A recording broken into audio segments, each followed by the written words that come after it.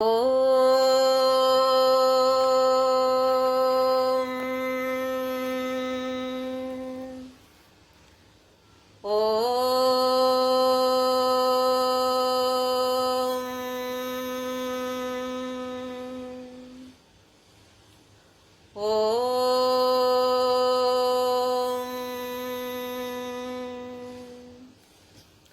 ಶುಕ್ಲಾಂಬರಧರಂ ವಿಷ್ಣುಂ ಶಶಿವರ್ಣಂ ಚತುರ್ಭುಜಂ ಪ್ರಸನ್ನವದನಂ ಧ್ಯಾಯೇತ್ ಸರ್ವವಿಘ್ನೋಪಶಾಂತಯೇ. ಗುರುರ್ಬ್ರಹ್ಮ ಗುರುರ್ವಿಷ್ಣು ಗುರುರ್ದೇವೋ ಮಹೇಶ್ವರಃ ಗುರುಃ ಸಾಕ್ಷಾತ್ ಪರಬ್ರಹ್ಮ ತಸ್ಮೈ ಶ್ರೀ ಗುರವೇ ನಮಃ. ಸರಸ್ವತೀ ನಮಸ್ತುಭ್ಯಂ ವರದೆ ಕಾಮರೂಪಿಣಿ ವಿದ್ಯಾರಂಭಂ ಕರಿಷ್ಯಾಮಿ ಸಿದ್ಧಿರ್ಭವತು ಮೇ ಸದಾ. ಹರಿ ಓಂ. ಎಲ್ಲರಿಗೂ ಶುಭ ಮುಂಜಾನೆ.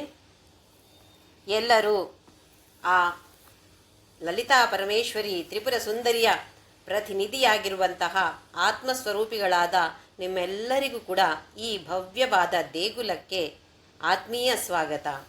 ನನ್ನ ಗುರುವಾಗಿರುವ ಕೇರಳದ ಕಾಂಜಂಗಾಡಿನ ಆನಂದಾಶ್ರಮದ ಪಪ್ಪ ಸ್ವಾಮಿ ರಾಮದಾಸ್ ಮತ್ತು ನನ್ನ ತಾಯಿ ತಂದೆಯರ ಚರಣಾರವಿಂದಗಳಲ್ಲಿ ಅನಂತ ಪ್ರಣಾಮಗಳು.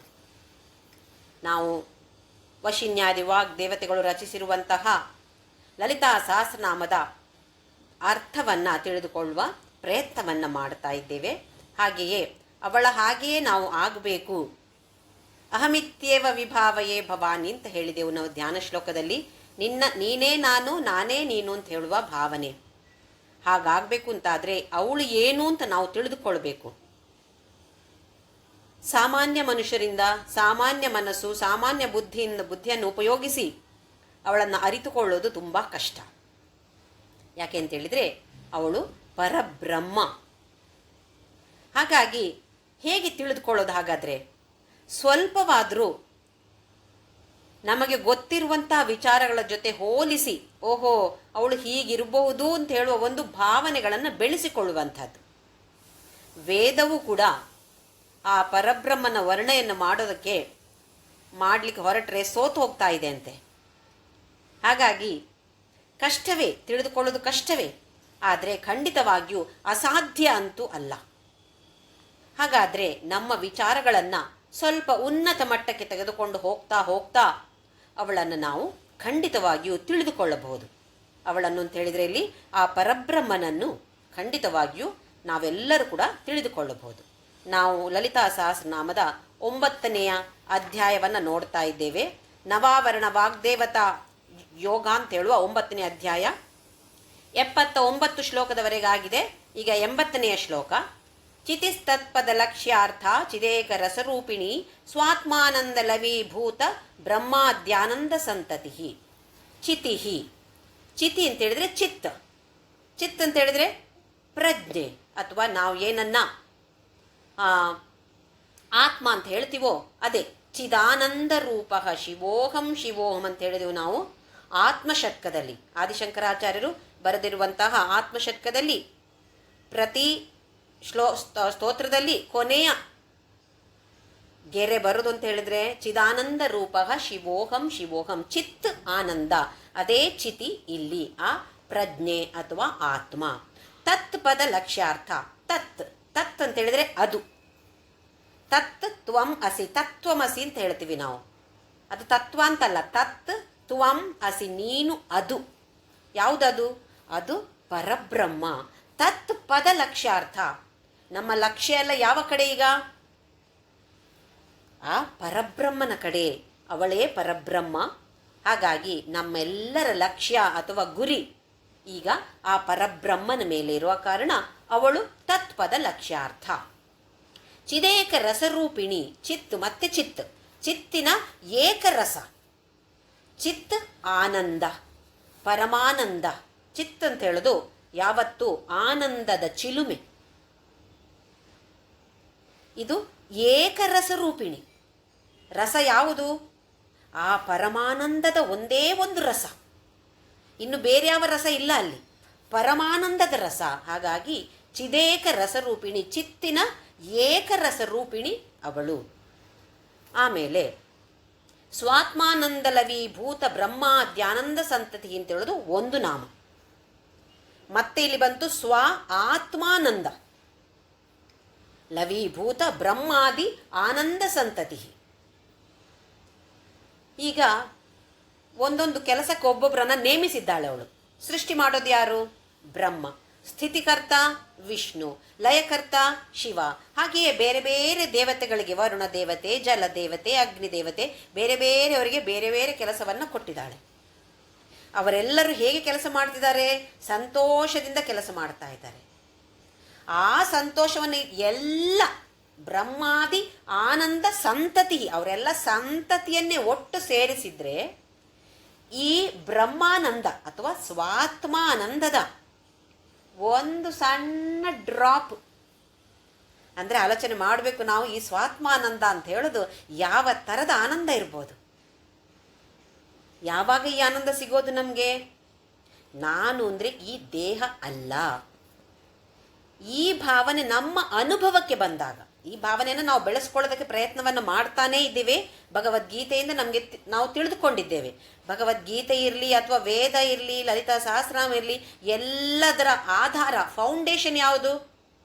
ಒಂದೇ ಒಂದು ತತ್ವ. ನಾನು ಅಂತ ಹೇಳೋದು ಈ ದೇಹ ಅಲ್ಲ, ಇದು ಒಂದೇ ಮೂಲ ತತ್ವ. ಇದರ ಮೇಲೆ ಎಲ್ಲ ವೇದಗಳು, ಎಲ್ಲ ಸಹಸ್ರನಾಮ, ಯಾವುದೇ ಸಹಸ್ರನಾಮ ತಗೊಳ್ಳಿ, ಭಗವದ್ಗೀತೆ ತಗೊಳ್ಳಿ, ಎಲ್ಲವೂ ನಿಂತಿರೋದು ಈ ಆಧಾರದ ಮೇಲೆ. ನಾನು ಈ ದೇಹ ಅಲ್ಲ ಅಂತ ಹೇಳೋದು. ಈಗ ನೋಡಿ, ನಾವು ನಮ್ಮ ದೇಹ ಅಂತ ಹೇಳ್ತೀವಿ. ಒಂದು ಉದಾಹರಣೆಗೆ ನಾನು ಹೇಳ್ತೇನೆ. ಒಂದು ತೆಂಗಿನಕಾಯಿ, ಈಗ ತಾನೇ ತೆಂಗಿನ ಮರದಿಂದ ಕೊಯ್ದಂತಹ ತೆಂಗಿನಕಾಯಿ, ಇದೇನಿದು ಅಂತ ಕೇಳಿದ್ರೆ ಏನು ಹೇಳ್ತೀವಿ? ತೆಂಗಿನಕಾಯಿ. ಹೌದಾ? ತೆಂಗಿನಕಾಯಿ. ಇದನ್ನು ಸುಲಿತೀವಿ, ತೆಂಗಿನಕಾಯಿಯನ್ನು ಸುಲಿತೀವಿ ನಾವು. ಸಿಪ್ಪೆ ಬೇರೆ ಮಾಡಿ ಆಯಿತು. ಈಗ ಇದೇನು? ಇದು ತೆಂಗಿನಕಾಯಿ. ಅದೇನು ಹಾಗಾದರೆ? ಅದು ಸಿಪ್ಪೆ. ಹಾಂ, ಸರಿ. ಅದರಲ್ಲಿ ಎಷ್ಟೊಂದು ನಾರುಗಳಿವೆ, ಆ ನಾರನ್ನೆಲ್ಲ ತೆಗಿತೇವೆ. ನಾರನ್ನು ತೆಗೆದು ಬೇರೆ ಮಾಡಿ ಆಯಿತು. ಇದೇನೀಗ? ಇದು ತೆಂಗಿನಕಾಯಿ. ಹಾಗಾದರೆ ಅದೇನು? ಅದು ನಾರು. ಸಿಪ್ಪೆ ಆಯಿತು, ನಾರು ಆಯಿತು, ಜೊತೆಯಾಗಿದ್ದಾಗ ಅದು ತೆಂಗಿನಕಾಯಿ ಆಗಿತ್ತು. ಈಗ ತೆಂಗಿನಕಾಯಿಯಿಂದ ಅದನ್ನು ಬೇರೆ ಮಾಡಿದಾಗ ಅದು ತೆಂಗಿನಕಾಯಿ ಅಲ್ಲ, ಅದು ಸಿಪ್ಪೆ, ಅದು ನಾರು. ಆಮೇಲೆ ಅದು ಚಿಪ್ಪು. ಚಿಪ್ಪು ಹೇಳೋದಿಲ್ವ ನಾವು? ಅದು ತೆಂಗಿನಕಾಯಿಯ ಜೊತೆಯಲ್ಲಿದ್ದಾಗ ಅದು ತೆಂಗಿನಕಾಯಿ. ಅದನ್ನು ಬೇರೆ ಮಾಡಿದರೆ ಅದು ತೆಂಗಿನಕಾಯಿ ಅಲ್ಲ ಅಲ್ವೇ? ಹಾಗೆಯೇ ನಾವು ಈ ದೇಹ, ನಾನು ಈ ದೇಹ ಅಂತ ಹೇಳ್ತಾ ಇರ್ತೀವಿ. ಕೈಯನ್ನು ತೆಗೆದ್ರೆ ಕೈ ದೇಹವಾ? ಇದು ಕೈ. ಹಾಗೆಯೇ ಕಾಲು, ಶಿರ, ಒಂದೊಂದನ್ನೇ ತೆಗೆದ್ರೆ ಯಾವುದು ದೇಹ? ಯಾವುದಾಗದ್ರೆ? ನಾನು ಅಂತ ಹೇಳೋದು ಯಾವುದಾಗದ್ರೆ? ಇದೆಲ್ಲವನ್ನು ತೆಗೆದಾಗ ಒಳಗಡೆ ಇರುವಂಥದ್ದು ಅದು ನಾನು. ಆದರೆ ಈಗ ಹೇಳುವಾಗ ಇದು ನಾನು ಅಂತ ಹೇಳೋದಿಲ್ವೇ? ತೆಂಗಿನಕಾಯಿಯ ಉದಾಹರಣೆ ಜೊತೆ ಇದನ್ನು ನಾವು ಕನೆಕ್ಟ್ ಮಾಡಿ ಸ್ವಲ್ಪ ಚಿಂತನೆಯನ್ನು ಮಾಡಬೇಕು. ಯಾವುದು ತೆಂಗಿನಕಾಯಿ ಅದರಲ್ಲಿ? ಹಾಗಾದರೆ ಇದರಲ್ಲಿ ನಾನು ಯಾವುದು? ಹೀಗೆ ಸ್ವಲ್ಪ ಸ್ವಲ್ಪ ಆಲೋಚನೆ ಮಾಡ್ತಾ ಚಿಂತನೆ ಮಾಡ್ತಾ, ಚಿಂತೆ ಅಲ್ಲ ಚಿಂತನ, ಮನನ ಮಾಡ್ತಾ ಹೋದಾಗೆ ಸಂಶಯಗಳು ಸ್ವಲ್ಪ ಸ್ವಲ್ಪವಾಗಿ ದೂರ ಆಗ್ತಾ ಹೋಗುತ್ತೆ. ಆಗ ನಮಗೆ ಬರುವಂತಹ ಸ್ವ ಆತ್ಮಾನಂದ, ನಮ್ಮ ಒಳಗಡೆಯೇ ಇದೆ ಈ ಆನಂದ. ಆದರೆ ದುರದೃಷ್ಟಕರ ಅಂತ ಹೇಳಿದರೆ ಎಲ್ಲ ಕಡೆ ಹುಡುಕ್ತಾ ಇದ್ದೇವೆ. ಸುಖ, ಸಂತೋಷ, ಶಾಂತಿ ಅಲ್ಲಿ ಸಿಗತ್ತೆ, ಇಲ್ಲಿ ಸಿಗತ್ತೆ. ಹೀಗಾದರೆ ನನಗೆ ಸುಖ, ಹಾಗಾಗದೇ ಇದ್ದರೆ ನನಗೆ ಶಾಂತಿ. ಇದೆಲ್ಲ ನಮ್ಮ ತಪ್ಪು ಕಲ್ಪನೆಗಳು. ಆನಂದ ಅಂತ ಹೇಳೋದು ಸ್ವ ಆತ್ಮದಲ್ಲಿಯೇ ಇದೆ. ಅವಳು ಹಾಗೇ ಇದ್ದಾಳೆ. ಅವಳು ಯಾವತ್ತೂ ಕೂಡ ಸ್ವಾತ್ಮಾನಂದದಲ್ಲಿ ರಮಿಸಿಕೊಂಡಿರ್ತಾಳೆ. ಮುಂದಿನ ಶ್ಲೋಕ. ಪರಾ ಪ್ರತ್ಯಕ್ಷಿತಿ ರೂಪ ಪಶ್ಯಂತಿ ಪರದೇವತಾ ಮಧ್ಯಮ ವೈಖರಿ ರೂಪ ಭಕ್ತ ಮಾನಸ ಹಂಸಿಕ. ಈ ಕೆಲವು ನಾಮಗಳ ಅರ್ಥವನ್ನು ವಿವರಿಸುವ ಮೊದಲು ಒಂದು ಉದಾಹರಣೆಯನ್ನು ಹೇಳ್ತೇನೆ. ಒಂದು ಬೀಜ ಇದೆ ನನ್ನ ಹತ್ರ ಅಂತ ಅಂದ್ಕೊಳ್ಳಿ. ಬೀಜವಾಗಿದ್ದಾಗ ಆ ಬೀಜ ರೂಪದಲ್ಲಿಯೇ ಇದೆ. ಈಗ ಅದನ್ನು ನಾನು ಮಣ್ಣಿನಲ್ಲಿ ಹೂತಿಡ್ತೇನೆ. ಏನಾಗತ್ತೆ? ಸ್ವಲ್ಪ ಮಣ್ಣು ನೀರೆಲ್ಲ ಹಾಕಿ ಸ್ವಲ್ಪ ದಿನ ಆದಾಗ ಮೊಳಕೆ ಬರುತ್ತೆ ಅಲ್ವೇ. ಮೊದಲು ಬೀಜದ ರೂಪದಲ್ಲಿತ್ತು, ಈಗ ಮೊಳಕೆ ಬಂದಿದೆ. ಇನ್ನು ಸ್ವಲ್ಪ ದಿನಗಳ ನಂತರ ನೋಡಿದಾಗ ಸಣ್ಣ ಗಿಡ ಬರುತ್ತೆ, ಅದರಲ್ಲಿ ಒಂದು 2-3 ಎಲೆಗಳು ಚಿಗುರುತ್ತೆ ಅದರಲ್ಲಿ. ಇದು ಮೂರನೆಯ ಸ್ಟೇಜ್, ಮೂರನೆಯ ಸ್ಥಿತಿ. ಇನ್ನು ಅದನ್ನು ನೋಡಿದಾಗ ಈ ಗಿಡ ಎಷ್ಟು ದೊಡ್ಡ ಆಗ್ಬೋದು, ಇದರಲ್ಲಿ ಯಾವ ಥರದ ಹಣ್ಣು ಬರ್ಬೋದು, ಹೂ ಬರ್ಬೋದು ಅಂತೇಳಿ ನಮಗೆ ಆಲೋಚನೆ ಮಾಡೋಕ್ಕೆ ಆಗೋದಿಲ್ಲ, ಯಾಕೆಂದರೆ ಅಷ್ಟು ಚಿಕ್ಕದಿರುತ್ತೆ ಅದು. ಆಮೇಲೆ ಹಲವು ಕಾಲಗಳಾದ ಮೇಲೆ ನೋಡಿದರೆ ಅದೇ ಗಿಡ ತುಂಬ ದೊಡ್ಡದಾಗಿ ನಾನಾ ಥರದ ಎಲೆ, ಕಾಯಿ, ಹಣ್ಣು ಎಲ್ಲ ಬಿಡತ್ತೆ ಅದರಲ್ಲಿ. ಮೊದಲನೇದಾಗಿ ಬೀಜ ಆಗಿತ್ತು, ಆಮೇಲೆ ಮೊಳಕೆ ಬಂದು ಸಣ್ಣಕ್ಕೆ ಹೊರಗಡೆ ಬರುತ್ತೆ, ಎಷ್ಟು ಉತ್ಸಾಹದಿಂದ ಹೊರಗಡೆ ಬರುತ್ತೆ, ಓಹೋ ನಾನು ಪ್ರಪಂಚವನ್ನು ನೋಡ್ತಾ ಇದ್ದೇನೆ ಅಂತ ಹೇಳಿ. ಆಮೇಲೆ ಸ್ವಲ್ಪ ದೊಡ್ಡ ಗಿಡ ಆಗತ್ತೆ, ಆಮೇಲೆ ಕೊನೆಯದಾಗಿ ದೊಡ್ಡ ಮರ ಆಗತ್ತೆ. ಈ ಉದಾಹರಣೆನ ಯಾಕೆ ಹೇಳ್ತಾ ಇದ್ದೇನೆ ಅಂತ ಹೇಳಿದರೆ, ಈಗ ಬರುವಂಥ ನಾಮಗಳು ನಮ್ಮ ನಾದ ಬ್ರಹ್ಮನ ಬಗ್ಗೆ ಬರುವಂಥದ್ದು. ನಾವು ಎಷ್ಟು ಆರಾಮವಾಗಿ ಮಾತಾಡ್ತೇವೆ, ಬೇಕಾ ಬಿಟ್ಟು ನಾಲಿಗೆಯನ್ನು ಹರಿಬಿಡ್ತೇವೆ. ಅದು ಹೇಗಾಗತ್ತೆ ಅಂತ ನೋಡೋಣ. ಮೊದಲನೇದಾಗಿ ಈ ಶಬ್ದ ನಾದ ಅಂತೇಳೋದು ಮೂಲಾಧಾರ ಚಕ್ರದಲ್ಲಿ ಬೀಜದ ರೂಪದಲ್ಲಿ ಇರುತ್ತೆ, ಕುಂಡಲಿನಿ ಶಕ್ತಿಯಲ್ಲಿ ಒಂದು ಬೀಜದ ರೂಪದಲ್ಲಿ ಇರುತ್ತೆ. ನಾವು ಮಾತನಾಡುವಂತಹ ಪ್ರತಿಯೊಂದು ಅಕ್ಷರವು, ಪ್ರತಿಯೊಂದು ಶಬ್ದವು ಬೀಜದ ರೂಪದಲ್ಲಿ ಮೂಲಾಧಾರದಲ್ಲಿರುತ್ತೆ. ಆಮೇಲೆ ಹೇಗೆ ಒಂದು ಬೀಜ ಮೊಳಕೆ ಬರುತ್ತೋ ಹಾಗೆಯೇ ಸ್ವಲ್ಪ ಮೇಲಕ್ಕೆ ಬರುತ್ತೆ, ಅಥವಾ ಮುಂದಿನ ಸ್ಥಿತಿ, ಮುಂದಿನ ಲೆವೆಲ್ ಅಂತ ಹೇಳ್ಬೋದು, ಮೂಲಾಧಾರದಿಂದ ಮಣಿಪೂರ ಚಕ್ರಕ್ಕೆ ಬರುತ್ತೆ. ಮಣಿಪೂರ ಚಕ್ರದಿಂದ ಈಗ ಸ್ವಲ್ಪ ದೊಡ್ಡ ಗಿಡ ಆಗಿದೆ. ನಾವೀಗ ಉದಾಹರಣೆಯನ್ನು ತಗೊಂಡಿದ್ದೇವೆ, ಬೀಜ ಆಗಿ ಮೊಳಕೆ ಒಡೆದು ಆಮೇಲೆ ಸಣ್ಣ ಗಿಡ ಆಗುವಂತಹ ಮೂರನೆಯ ಸ್ಥಿತಿ. ಇದೀಗ ಅನಾಹತ ಚಕ್ರಕ್ಕೆ ಬರುತ್ತೆ. ಅನಾಹತ ಚಕ್ರದಲ್ಲಿ ಬಂದಾಗ, ಅನಾಹತ ಚಕ್ರ ಅಂತ ಹೇಳಿದರೆ ಹೃದಯ ಚಕ್ರ, ಮಣಿಪುರ ಚಕ್ರ ಅಂತ ಹೇಳಿದರೆ ನಾಭಿ ಚಕ್ರ. ಅನಾಹತ ಚಕ್ರಕ್ಕೆ ಬಂದಾಗ, ಇದಕ್ಕೆ ಹೆಸರು ಆಮೇಲೆ ಹೇಳ್ತೀನಿ ಈ ಶ್ಲೋಕದಲ್ಲಿ ಬಂದಾಗ, ಅನಾಹತ ಚಕ್ರದಲ್ಲಿ ಬಂದಾಗ ನಾವು ಈಗ ಹೇಗೆ ನಮ್ಮ ಮನಸ್ಸಿನಲ್ಲಿ ಮಾತನಾಡಿಕೊಳ್ತೇವೆ, ನಾವು ಶಬ್ದ ಹೊರಡಿಸದೆ ನಮ್ಮ ಮನಸ್ಸಿನಲ್ಲಿ ನಮ್ಮ ಜೊತೆ ನಾವು ಮಾತಾಡಿಕೊಳ್ಳೋದಿಲ್ವಾ, ಇವತ್ತು ನಾನು ಹೀಗೆ ಮಾಡ್ತೇನೆ, ದೊಡ್ಡಾಗಿ ಸ್ವರ ಅಲ್ಲ, ಮನಸ್ಸಿನಲ್ಲಿಯೇ ಹೇಳಿಕೊಳ್ತೇವೆ ನಾವು. ನಾನು ಹೀಗೆ ಹೋಗ್ತೇನೆ, ಇವತ್ತು ಅಲ್ಲಿ ಹೋಗಿ ಹೀಗೆ ಮಾಡ್ತೇನೆ, ಅವ್ರು ಹೀಗೆ ಹೇಳಿದರೆ ನಾನು ಹೀಗೆ ಹೇಳ್ತೇನೆ, ಹೇಳೋದಿಲ್ವಾ? ಮನಸ್ಸಿನಲ್ಲಿ, ದೊಡ್ಡಕ್ಕೆ ಸ್ವರದಲ್ಲಿ ಅಲ್ಲ, ನಮ್ಮ ಮನಸ್ಸಲ್ಲಿ ನಾವು ಹೇಳಿಕೊಳ್ತೇವೆ. ಇದು ಆಗುವಂಥದ್ದು ಆ ಗಿಡದ ಸ್ಟೇಜ್. ಎಲೆಗಳೆಲ್ಲ ಬಂದಿದೆ, ಅದಕ್ಕೆ ಚಿಗುರೊಡೆದಿದೆ, ಅದು ಸ್ವಲ್ಪ ದೊಡ್ಡವಾದ ಗಿಡವಾಗಿದೆ. ಇದು ಅನಾಹತ ಚಕ್ರದಲ್ಲಿ ಬರುವಂತಹ ನಾದ ಅಥವಾ ಶಬ್ದ, ನಾವು ಮಾತನಾಡುವಂತಹ ಶಬ್ದ. ಅದಾಗಿ ಅನಾಹತ ಚಕ್ರದಿಂದ ಈ ವಿಶುದ್ಧ ಚಕ್ರ ಅಂದರೆ ಕಂಠ ಪ್ರದೇಶದಲ್ಲಿರುವಂತಹ ವಿಶುದ್ಧ ಚಕ್ರಕ್ಕೆ ಬರುತ್ತೆ.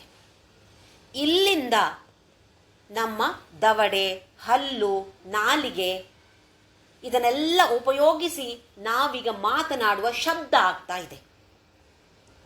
ಇದು ಒಂದು ದೊಡ್ಡ ಪ್ರೊಸೀಜರ್ ನೋಡಿ, ಒಂದು ದೊಡ್ಡ ಕಾರ್ಯಕ್ರಮ ಇದು. ಒಂದು ಆ ಅಂತ ಹೇಳಬೇಕಿದ್ರೆ ಇಷ್ಟು ಕಾರ್ಯಕ್ರಮ ನಡೆಯುತ್ತೆ. ಮೂಲಾಧಾರ ಚಕ್ರದಲ್ಲಿ ಬೀಜದ ರೂಪದಲ್ಲಿರುತ್ತೆ. ಇದಕ್ಕೆ ಹೆಸರು ಪರ. ಈಗ ಬರುತ್ತೆ ನೋಡಿ, ಪರಾ ಪ್ರತ್ಯಕ್ಷಿತಿ ರೂಪ ಅಂತ ಹೇಳೋದ್ರಲ್ಲಿ ಪರ ಅಂತ ಹೇಳೋದು ಆ ಬೀಜ ರೂಪದಲ್ಲಿರುವಂತಹ ನಾದ ಬ್ರಹ್ಮ.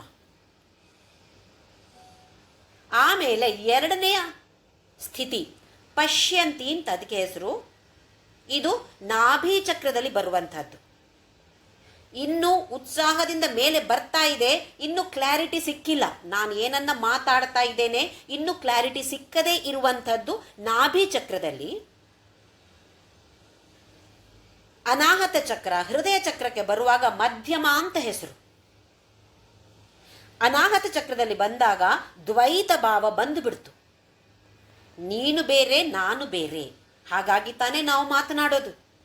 ನೀನು ಬೇರೆ ಅಲ್ಲ, ನಾನು ಬೇರೆ ಅಲ್ಲ ಅಂತ ಇದ್ರೆ ಮಾತಿನ ಅವಶ್ಯಕತೆಯೇ ಇಲ್ಲ. ನೋಡಿ, ಇಬ್ಬರು ಪ್ರೇಮಿಗಳಿದ್ರೆ ಅವ್ರು ಎಷ್ಟು ಮಾತಾಡ್ತಾರೆ ಕೇಳಿ. ಒಂದು ಸಮಯದಲ್ಲಿ ನಾವೆಲ್ಲರೂ ಪ್ರೇಮಿಗಳಾಗಿದ್ದೆವು, ಈಗ ಗೊತ್ತಿಲ್ಲ ನನಗೆ. ಮಾತಿನ ಅವಶ್ಯಕತೆ ಇಲ್ಲ, ಸುಮ್ಮನೆ ಹತ್ರ ಕೂತ್ರೆ ಸಾಕು. ಇನ್ನು ದಂಪತಿಗಳು ಆಗದೇ ಇರುವಂಥವರು, ದಂಪತಿಗಳಾದ್ಮೇಲೆ ಮತ್ತೆ ಮಾತು ಶುರುವಾಗತ್ತೆ, ಮತ್ತೆ ಜೋರು ಗಲಾಟೆ ಶುರುವಾಗುತ್ತೆ, ಮತ್ತೆ ಜಗಳವೇ ಆಗತ್ತೆ, ಅದು ಬೇರೆ ಸಂಗತಿ. ಪ್ರೇಮಿಗಳಾಗಿದ್ದಾಗ ಎಷ್ಟು ಪ್ರೇಮ ಅಂತೇಳಿದ್ರೆ ನೀನು ಬೇರೆ ನಾನು ಬೇರೆ ಅಂತ ಹೇಳೋ ವ್ಯತ್ಯಾಸ ಇಲ್ಲ, ದ್ವೈತ ಭಾವ ಇಲ್ಲ ಅಲ್ಲಿ. ಹಾಗಿದ್ದಾಗ ಮಾತಿನ ಅವಶ್ಯಕತೆ ಇಲ್ಲ.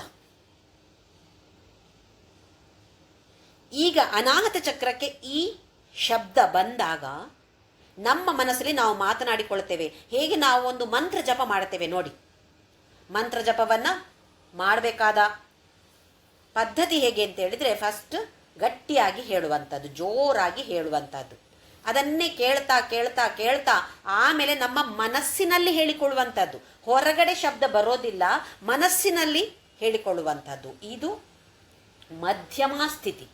ಮನಸ್ಸಿನಲ್ಲಿ ನಮ್ಮಷ್ಟಕ್ಕೆ ನಾವು ಹಲವಾರು ಸಾರಿ ಏನು 24 ಗಂಟೆಯೂ ಸಾಧಾರಣ ಮಾತಾಡಿಕೊಂಡೇ ಇರ್ತೇವೆ ನಮ್ಮ ಮನಸ್ಸಿನಲ್ಲಿ. ಅವ್ರು ಯಾಕೆ ಹೀಗೆ ಮಾಡಿದ್ರು, ಜೋರಾಗಿ ಹೇಳ್ತಾ ಇಲ್ಲ, ಶಬ್ದ ಹೊರಡ್ತಾ ಇಲ್ಲ, ಆದರೆ ಮನಸ್ಸಿನಲ್ಲಿ ನಾವು ನಮ್ಮ ಭಾಷೆಯಲ್ಲಿ ನಾವು ಆಲೋಚನೆ ಮಾಡುವಂಥದ್ದು.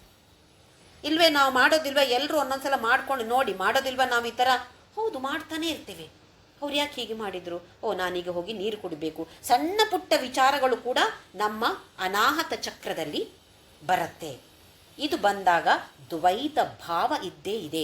ಇಲ್ಲಿಂದ ಮತ್ತೆ ಜೋರಾಗಿ ಮಾತು. ಈಗ ನಾನು ಮಾತಾಡ್ತಾ ಇದ್ದೇನೆ, ಕಂಠ ಪ್ರದೇಶ ವಿಶುದ್ಧ ಚಕ್ರದಿಂದ ಇದು ವೈಖರಿ ಅಂತ ಇದಕ್ಕೆ ಹೆಸರು.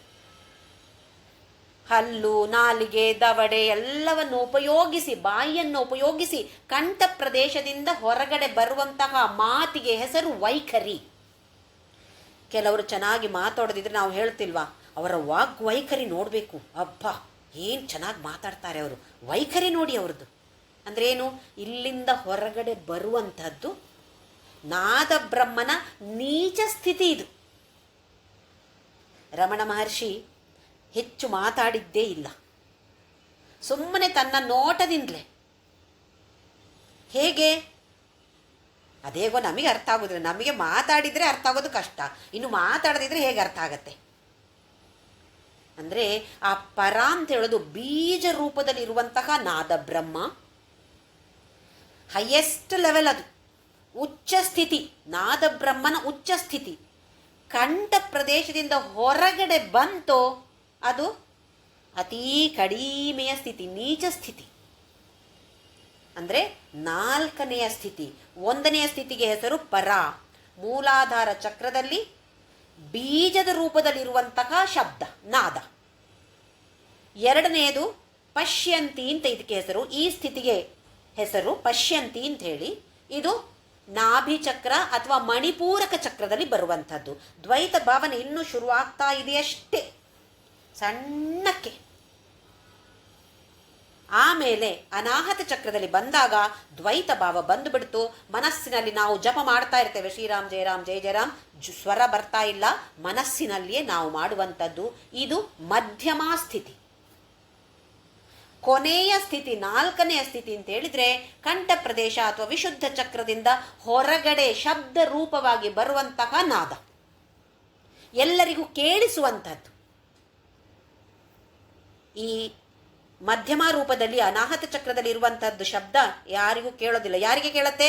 ನಮಗೆ ಮಾತ್ರ ಕೇಳೋದು. ನಾನು ಹೀಗೆ ಮಾಡ್ತೇನೆ, ನಾನು ಹಾಗೆ ಮಾಡ್ತೇನೆ, ಮನಸ್ಸಿನಲ್ಲಿ ಆಲೋಚನೆ ಮಾಡುವಂಥದ್ದು. ನಾವು ಮನಸ್ಸು ಅಂತ ಹೇಳೋದು ಇಲ್ಲಿ ನಡೆಯುವಂಥದ್ದು ಅದು ಹೃದಯ ಚಕ್ರ ಅಥವಾ ಅನಾಹತ ಚಕ್ರದಲ್ಲಿ ನಡೆಯುವಂಥದ್ದು. ಅದಕ್ಕೆ ಬೀಜದ ಉದಾಹರಣೆ ಕೊಟ್ಟಿದ್ದು. ಬೀಜ ಮೊಳಕೆ ಒಡೆದು ಸಣ್ಣ ಗಿಡವಾಗಿ ಆಮೇಲೆ ಮರವಾಗುವಂತೆಯೇ ನಾವು ಮಾತನಾಡುವ ನಮ್ಮ ಮಾತುಗಳು ಕೂಡ ಬೀಜ ರೂಪದಲ್ಲಿದ್ದು ಆಮೇಲೆ ಸ್ವಲ್ಪವಾಗಿ ಮೇಲಕ್ಕೆ ಬಂದು ದ್ವೈತ ಭಾವವನ್ನು ಪಡೆದುಕೊಂಡು ಆಮೇಲೆ ನೀಚ ಸ್ಥಿತಿ ಅಂತೇಳಿದರೆ ಮಾತನಾಡುವಂಥದ್ದು. ನೀನು ಬೇರೆ ನಾನು ಬೇರೆ ಅಂತ ದ್ವೈತ ಭಾವ ಬಂದದ್ದು, ಬಂದ ಕಾರಣ ನಾವು ಮಾತನಾಡ್ತಾ ಇರೋದು. ಇಲ್ಲದಿದ್ದರೆ ಮಾತಿನ ಅವಶ್ಯಕತೆಯೇ ಇಲ್ಲ. ನಮ್ಮ ಸನಾತನ ಧರ್ಮ ಹೇಗೆ ಬಂದಿದೆ ಅಂತ ನಮಗೆ ಗೊತ್ತಿದೆ. ಋಷಿ ಮುನಿಗಳು, ವೇದ ಹೇಗೆ ಬಂತು ನಮಗೆ? ಋಷಿ ಮುನಿಗಳು ಧ್ಯಾನದಲ್ಲಿದ್ದಾಗ ಅವರಿಗೆ ಕಂಡು ಬಂದಿರುವಂಥದ್ದು, ಅವರಿಗೆ ಸಿಕ್ಕಿರುವಂಥದ್ದು. ಅದು ಯಾರು ಮಾತನಾಡಿ ಇದನ್ನು ಶಬ್ದ ರೂಪದಲ್ಲಿ ಹೇಳಲಿಲ್ಲ, ಸ್ತೋತ್ರ ಪಠಣೆಯನ್ನು ಯಾರೂ ಮಾಡಿರಲಿಲ್ಲ ಆಗಿನ ಕಾಲದಲ್ಲಿ. ಯಾಕೆ ಅಂತ ಹೇಳಿದರೆ ಅವರೆಲ್ಲ ಆ ಸ್ಥಿತಿಯನ್ನು ತಲುಪಿದ್ರು. ಅದನ್ನು ಇಲ್ಲಿ ಇನ್ನು ಮುಂದಿನ ಶ್ಲೋಕದಲ್ಲಿಯೂ ಬರುತ್ತೆ, 4 ಪೀಠಗಳಾಗಿ ಪರಿಗಣಿಸ್ತಾರೆ. ಮೂಲಾಧಾರ ಚಕ್ರವನ್ನು, ನಾದ ಬ್ರಹ್ಮ ಬೀಜ ರೂಪದಲ್ಲಿ ಇರುವಂತಹ ಸ್ಥಿತಿಯನ್ನು, ಇದಕ್ಕೆ ಹೆಸರು ಕಾಮಗಿರಿ ಪೀಠ ಅಂತ. ಆಮೇಲೆ ಮಣಿಪೂರಕ ಚಕ್ರಕ್ಕೆ ಬರುವಂಥದ್ದು ಪಶ್ಯಂತೀತ ಸ್ಥಿತಿ, ಇದಕ್ಕೆ ಹೆಸರು ಪೂರ್ಣಗಿರಿ ಪೀಠ. ಆಮೇಲೆ ಅನಾಹತ ಚಕ್ರ ಅಂದರೆ ಹೃದಯ ಚಕ್ರ, ಇಲ್ಲಿಗೆ ಬರುವಂಥದ್ದು ಜಾಲಂಧರ ಪೀಠ. ಆಮೇಲೆ ವಿಶುದ್ಧ ಚಕ್ರದಲ್ಲಿ ಬರುವಂಥದ್ದು ಓಡ್ಯಾಣ ಪೀಠ. ಇದು 4 ಪೀಠ ಅಂತ ಇದಕ್ಕೆ ಪರಿಗಣಿಸ್ತಾ ಇದ್ದಾರೆ. ಕೆಲವು ಒಂದು ಪದ್ಧತಿಯನ್ನು ಪಾಲಿಸುವಂಥವರು. ಅದು ಮತ್ತೆ ನಮಗೆ ಇಲ್ಲಿ ಓಡ್ಯಾಣ ಪೀಠ ನಿಲಯ ಜಾಲಂಧರ ಅಂತ ಬರ್ತಾ ಇದೆ ನೋಡಿ, ಅವಾಗ ಹೇಳ್ತೀನಿ ಮತ್ತೆ.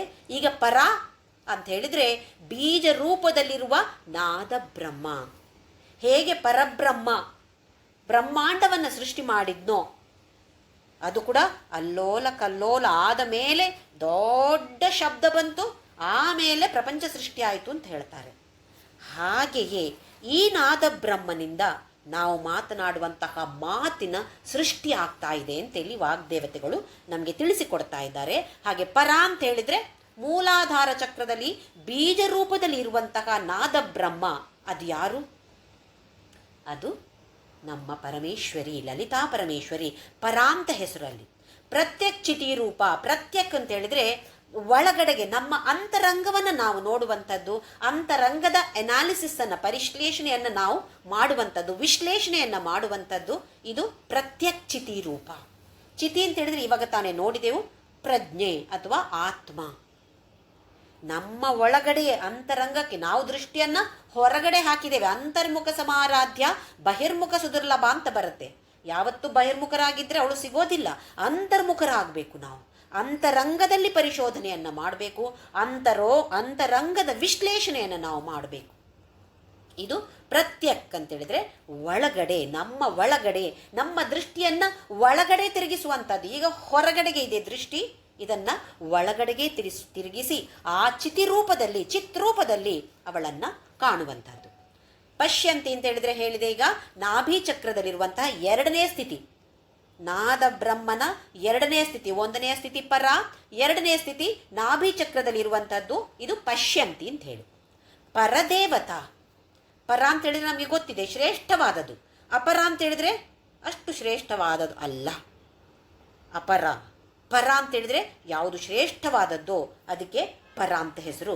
ಪರದೇವತಾ, ಪರಪ್ರಕೃತಿ, ಅಪರ ಪ್ರಕೃತಿ.